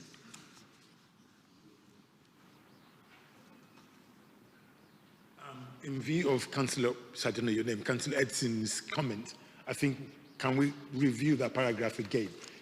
Can we actually, because I think it's quite important, if the paragraph does mean something, then I'm loath to take it out, for the sake of taking it out. So I think we do need to review that paragraph again. Yeah, Georgia? Sorry, yeah, if it's okay, sir.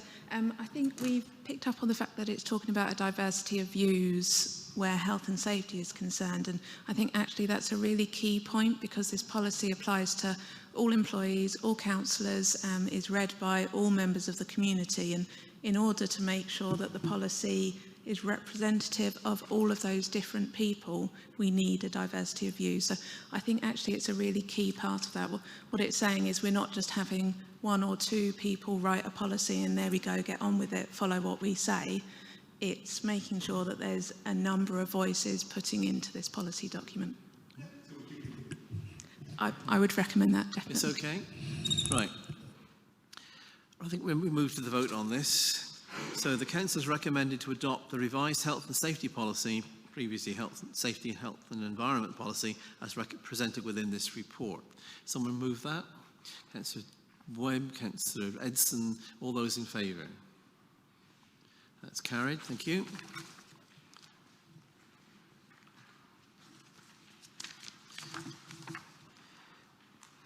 Now we're coming to agenda item 22, which actually is now to be considered by Community Services at its November meeting. So there's not an agenda item 22 at the moment. So we move to agenda 23, public participation policy. We're on page 55 of those who've still got a thumb in several packs. Okay, page 55. To present the revised public participation policy, and we're recommended to adopt it. Now we have the author sitting with us tonight. Does anyone want to discuss anything about this, ask questions about this?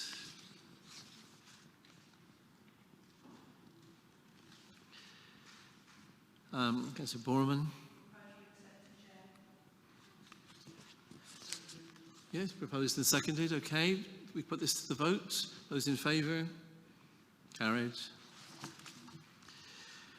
24, document retention policy. We're recommended to adopt the revised document retention policy as presented with report 9521. Anyone want to discuss this? Questions? Councillor Dunn. Thank you, Mr Mayor. We're on page 61, number 2, retention of documents. The second paragraph reads, subject to the above reasons for retaining documents, papers and records may be destroyed if they are no longer of use or relevant. If there is any doubt, the documents will be retained until proper advice has been sought. I find that sentence or that paragraph a bit weak to say, because how do we know, or who makes the decision that the document is of no longer of use or relevance? You know, one person might think it is of use, someone else might think it's not. It seems to be a bit weak, and about if there's any doubt, the document will be retained until the proper advice has been sought. Who is the advice being sought from, and who makes the final decision? Can we not make that sentence a bit tighter or more stronger? Okay, Georgia. Thank you. Yeah, so where the advice is concerned, I'd say probably logical person to go to would either be your proper officer or your data protection officer. My role is the data protection officer, and obviously the town clerk is the proper officer, so that would give you two sources of advice. So it may be that that strengthens, like you say, kind of making the judgment on whether or not it's required to be kept. I do think you do need some degree of not vagueness, that's not the right word at all, but of course it's going to be flexibility. Yeah, thank you. Just to enable us to kind of assess each of the documents accordingly, and there's got to be a sense of common sense as well, because there's so many documents that we deal with as a council that I think to tighten it any more could end up restricting things to a point where we really struggle to operate. Sorry. Councillor Dunn? Yes, sorry, just to come back. Is it possible then into that sentence, or the last sentence, to add the fact that it would be by a proper officer, a data protection officer, or the proper officer, which would be in the case of the town clerk, please? You could add Yes, that in. Yeah, that simply would put into writing what George's disagree could be done. So I think that we can, if the officers are content to take that minor change into the document, then we can go with the proposal, okay, the recommendation. Thank you. Yes. Thank you. Okay, someone proposed we adopt this. Councillor Webb. Yes.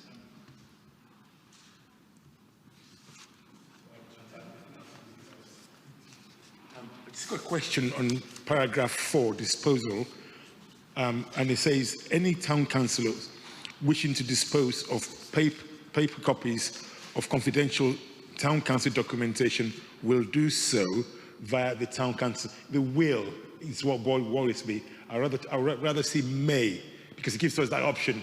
I'd rather see something like something is a confidential waste disposal, because I think we're not kids as councillors. If I have a confidential paper, I don't want to go all the way to Church Street to have it disposed of when I have a confidential waste paper in my own office. So I would like to have a flexibility to say either may or dispose of it confidentially, if that's possible. I think just to respond to that, if we were in the council chamber, we would be given orange documents as we came in. We would then read them in the council chamber and leave them behind. So there would be no possibility of having orange confidential documents with us. I think because of the requirements on us as a council, I think we have to be sure of what the disposal method is, and that if at home I happen to have a cross-cut shredder, good. If I have another kind of shredder, people can reassemble it and read it from there. If I tear it in 4 pieces, people could reassemble it. I think the councillor's will is an attempt to say this is it is a specific way of disposal, because different people think about confidential disposal in different ways. We have a locked bin in the council offices. I don't think we're saying you must return them immediately. I think the next time you come to the council, or you could in fact bring them to your next meeting, give them to Georgia, and she'll take them there. I'm not enthusiastic about saying we weaken this. Yes, Georgia? Yeah, so just to come back on that, I think the way it's worded as it is presented is the way we would have done things pre-COVID. I think when we changed the way we were doing confidential paper documents earlier this year, we did make that a little bit more flexible. So we have said that we'd prefer councillors gave us confidential paperwork so we can get rid of it ourselves as officers, but we also recognise that we trust in councillors, obviously, to dispose of confidential papers in the right way. So I think we can certainly look to change that sentence to reflect practice. Okay, so with that assurance, are we ready to move to to vote the recommendation? Yes? Okay, recommendation is to adopt the revised document retention policy as presented within the report. Someone propose that? Councillor Honeyman, Councillor Webb, those in favour? Okay, that's carried, thank you.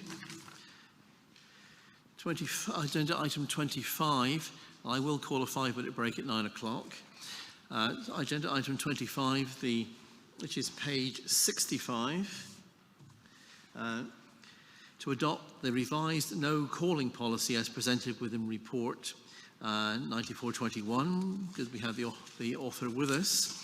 Anyone want to comment on or talk about Councillor Brown? Not talk about Councillor Brown, but Councillor Brown would like to talk about the report. Thank you, Mr. Mayor. This policy was drawn up in consultation with Seaford and Bishopstowe Neighbourhood Watch Association, which I just happen to chair. The only change that we've made in there is to change one of the email addresses to bring them up to date. So I recommend that the council accept it. Okay, anyone else want to talk to this? Okay, someone second that. Councillor Brown, Councillor Edson, all those in favour? That's carried, thank you.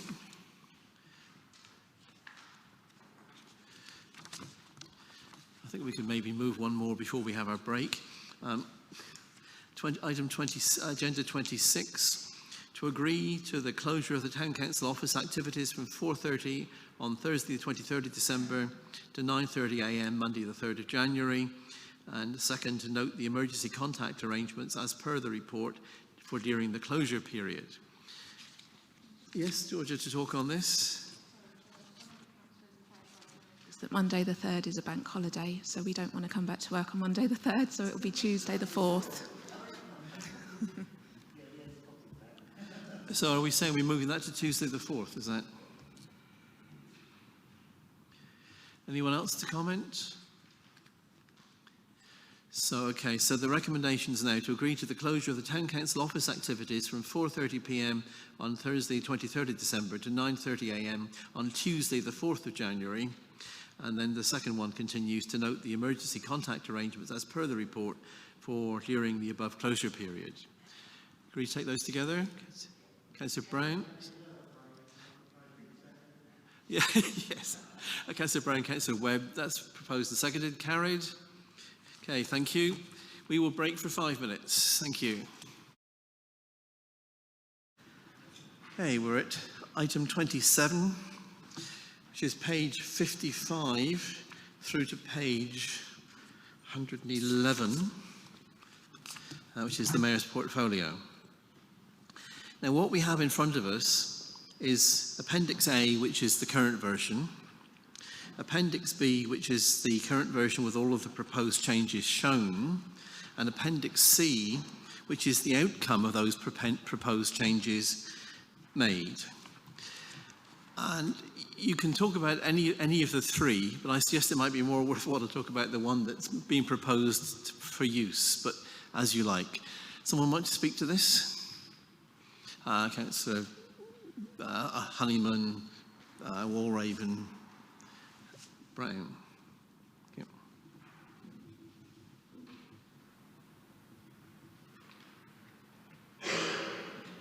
Thank you, Chair. 3 points. Would it be possible to have any statutory items done in bold, so it's clear that what legally you have to do? Is it possible to have a definition of the portfolio? And then also, well, I'm going to go to page 81 because there's so many different options in here. So page 81 about political activities, where it says the Mayor is not permitted to canvass, leaflet or conduct electioneering during their entire term of office. Can that be made clearer what you're actually allowed to do, please?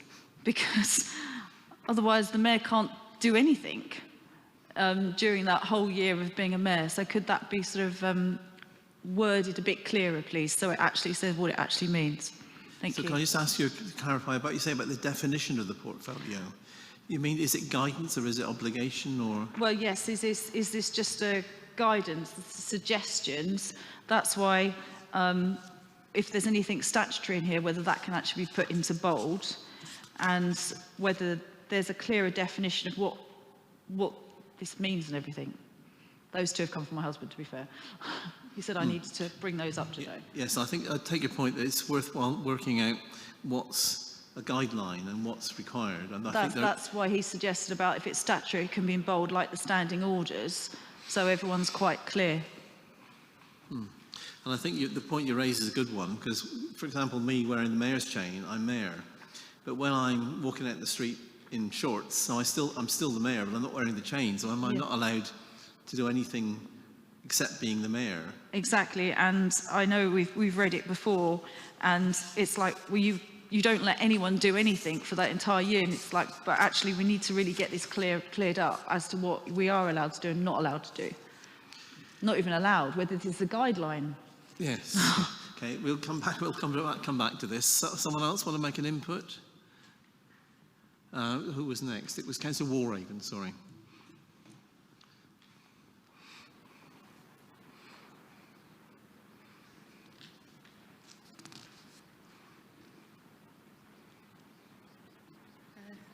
Thank you, Mr. Mayor. Just a clarification on page 97. This is on the new draft. At the top of the page is to chaperone, as required, the young mayor and deputy young mayor. I think we need to be careful on that point because of youngsters and especially the age group. I know when I was mayor, we couldn't take the young mayor home without the parents' consent, so I think that needs to be, sort of clarified a bit more for any incoming mayors. It's really just to cover your backs, really. On page 98, second paragraph, I was always led to understand it's just the mayor who's ex officio at all committee meetings if the mayor is not a member of that meeting. I mean, it's just sort of really clarification if that's in terms right of the first one, to clarify, this year, the young mayor and the deputy young mayor have always been chaperoned by their parents. No, yeah. But I take your point, the way that child protection's moved on these days, we ought to be careful about that. I know in my time, the young mayors were on their own, so it... Yeah, and so, Georgia, the second point about the, what's the second point again? Yes, whether it was intended that the deputy mayor is ex officio. Would that be ex officio if the mayor is not available or simply always there? It's when, I mean, you're allowed to go to committee meetings which you're not a member as an ex officio. You can speak but not vote, basically, isn't it?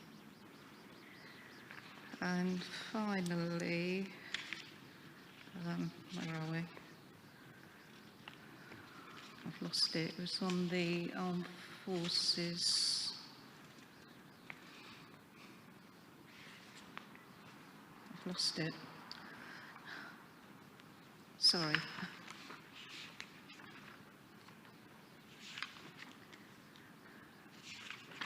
Yes, there was rather a lot of this, wasn't there?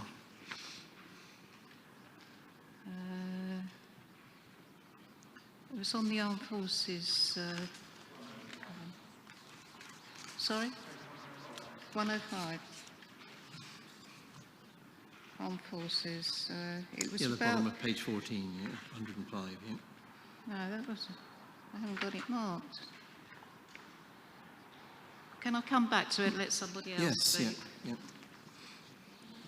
Yes, Georgia, if you'd like to respond. So just to go back to Councillor Honeyman's points, putting the statutory items in bold and putting in a definition, if that's something Council wants to do, that's something we can do, definitely. On the point regarding the mayor canvassing, I think, like you say, that's just it needs clarifying a bit better, because I think as it reads at the moment, it reads that a mayor can't do any canvassing or campaigning for the entire year, whereas actually what it means is they can't do that while they're in their capacity as mayor, so wearing chains or identifying as mayor, but as a councillor, they can undertake those activities. So we can just clarify that point, that's absolutely fine. There's a suggestion for amended text there that to read instead, the mayor is not permitted to canvass, leaflet or conduct electioneering whilst in their capacity as mayor, i.e. wearing chains or identify themselves as mayor, but may do so in their capacity as a councillor. I think that was the intention, I think, of the authors, the people who wrote at the beginning, but it did appear that, you know, once you put it on, it's always on. Yeah. And so would the officers be willing to have that as amended text? Yeah, that's fine, we can add that in. On Councillor Walraven's point on page 97, about accompanying the young mayor and deputy young mayor, we can again certainly look to put in an acknowledgement of the safeguarding implications there and just make sure that there is mention to that, if council's happy for us as officers to add that in after this meeting. And on the final point... sorry, just to go on with that, what we could say there is the mayor's responsibility is to make sure that the young mayor and deputy young mayor are chaperoned rather than to do the chaperoning. Same effect. That's 97 now. To ensure that to ensure that the young mayor and deputy mayor are chaperoned as necessary. Yeah, that's top of page 97 there. B, item B. Well, the chaperone is required. Yeah. Okay. Just, it is important that these youngsters who could be 13, 14, do need to be chaperoned, and it's best if it's done by a family member. So it's Okay. And the final point about the ex officio and the deputy mayor having that ability, I think really it's maybe an overspell of trying to bring the deputy mayor role, kind of empower it a little bit more and enhance it, and that's certainly something the review of this policy document is trying to do. It's trying to get the deputy role more recognised and involved. I'd say there's no reason we can't do that, so really it's open to the council whether or not they're happy for the deputy mayor to have that ability to sit as an ex officio member on committees. So basically the report is proposing that the mayor and the deputy lord mayor, or deputy mayor are both available in that role. And so if there's no reason to take that out, then the recommendation of the report stands. So basically what the officers are agreeing is that the piece about chaperoning can be changed, and that the point about the mayor being able to engage, the councillor who is the mayor can engage in politics, but when that councillor is the mayor, then the mayor won't be engaging in politics. And I think that's an acceptable amendment as well. Yes? Or the text is, the mayor is not permitted to canvass, leaflet or conduct engineering whilst in their capacity as mayor, i.e. wearing chains, identifying themselves as mayor, but may do so in their capacity as councillor. So if you're accepting that text, and I think on that basis, if there's no other debate or discussion, Councillor Dunn, Councillor Brown. Thank you. Thank you, Mr. Mayor. Just for clarity, this is a portfolio, it's not a policy. So it's not actually enforceable unless obviously there is legalities contained within it that are specified in bold, like we have in standing orders. Because I do find this a bit OTT, and regarding on the track changes part, page 73, the paragraph, this is a non-political role and the mayor has no more power than any other councillor except that of a casting vote, and has no powers to make decisions without a resolution to the council, because that's absolutely spot on, also because it's contained within the legislation of the Local Government Act of 1972. Why has that been taken out? That's clarity that the mayor has no more authority over a councillor than, even though they're mayor, they're chair of the council to sort of manage this is not personal to any particular mayor, this is the mayor in general. And the other point on page 74, 2.3G, to act as a conduit between councillors and officers. I certainly wouldn't abide by that, because I feel that as a councillor in my own right, I have every right to speak directly to an officer within an email, including other officers or including other councillors, that I wouldn't have to go through the mayor or anybody for that matter, because I'm a councillor in my own rights. Thank you. Well, I think that the difference between the definite article and the indefinite article is that it's a conduit, not the conduit. I don't think this takes away every councillor's right to be in contact with the town clerk. Yes, Georgia? To take your first point first, I think the new section 2.5e, which is on page 97, covers the removal of the section from the previous version, just clarifying that the mayor has no delegated powers or powers to act. So I think the problem here is because the document's been juggled around quite a bit. That is still in there, it's just under a different section. So we're on page 97. Page 97. And this is 2.5e. 2.5e. So that's pretty much the same, just with... It imports the same thing, just in a different paragraph. And then under 2.3g on page 96, I think my interpretation of that would be, like the chair said, it's a conduit rather than the conduit, but it's also maybe a conduit between the teams. So it's ensuring that the councillors as a team and the officers as a team are kind of coming together, and it's that middle person, just ensuring that collaborative working is happening across both teams.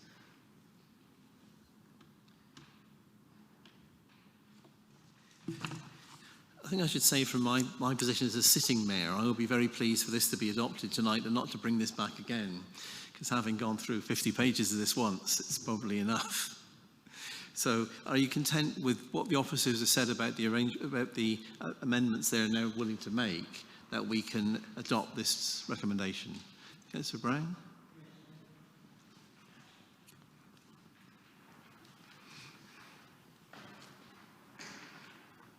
Thank you, Mr Mayor. I refer to page 80, the bottom paragraph, which outgoing mayors will be presented with a past mayor's badge. I take great exception to the word past. The reason is that it's often used in obituaries, at funerals, cremations and in remembrance services, and I'm certainly not past my sell-by date. So I therefore propose that we go back to using the word former. If we've already got some emblems, it's quite simple.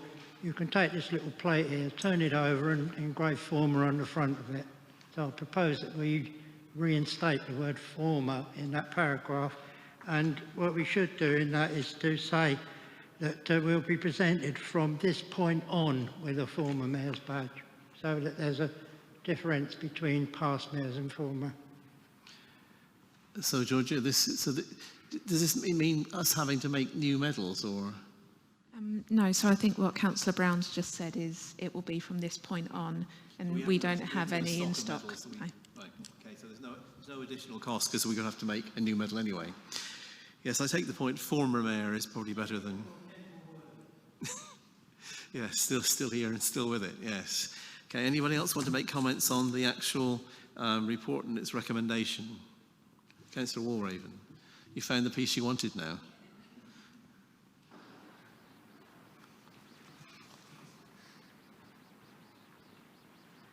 Thank you, Mr Mayor. Sorry about that.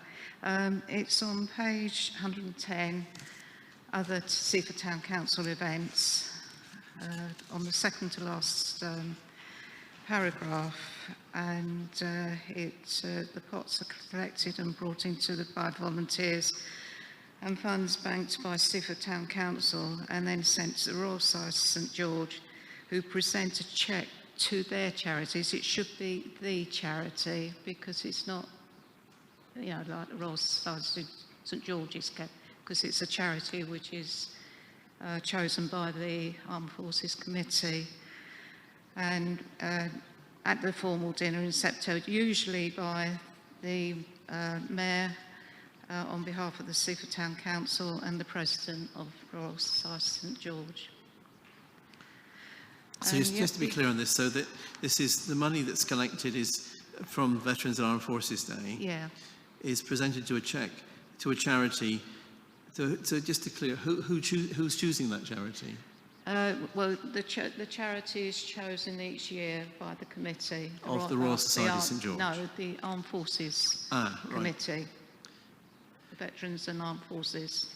Yes, so that's the point to make clear, that the Royal Society St George will present a cheque to the charity chosen by the Armed Forces Committee. It's one of their Committee. dinners, but the Mayor, acting on behalf of Seaford and the Town Council and the President.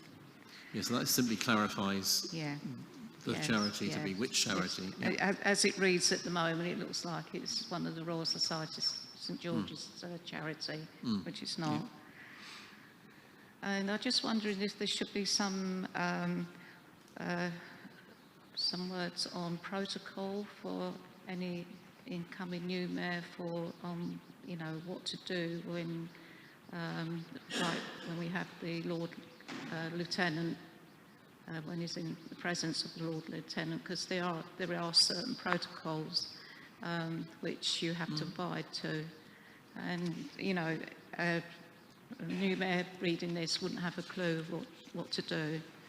Maybe something that should be written. I think that would be really useful. In the same way we've got a MACE protocol as Appendix 2, it would be useful to have a protocol in terms of what's to be done with the Lord, when the Lord Lieutenant is present or when the High Sheriff is present. And that those things exist. I think it would be just useful to put them in as an appendix so that the incoming mayors have got a copy rather than wondering what to do at the first event. I mean, it's the Lord Lieutenant and the Deputy. And I mean, lots of people don't realise that you shouldn't leave an event until, you know, those people leave first, or you go and ask them. So I think we could simply add an Appendix C to the portfolio, which is that because we have those guidelines on file, we simply need to put them into the Mayor's portfolio. Thank you. Okay, thank you, Lynn. Councillor Walraven. Anyone else? So, given that the officers are agreeing to bring that text in, can we now move to the recommendation, which is to adopt the revised Mayor's portfolio with the text, with understanding these text amendments are acceptable. So, someone like to propose that? Councillor Payne, seconded. Councillor Honeyman. Those in favour? Okay, that's carried. Thank you.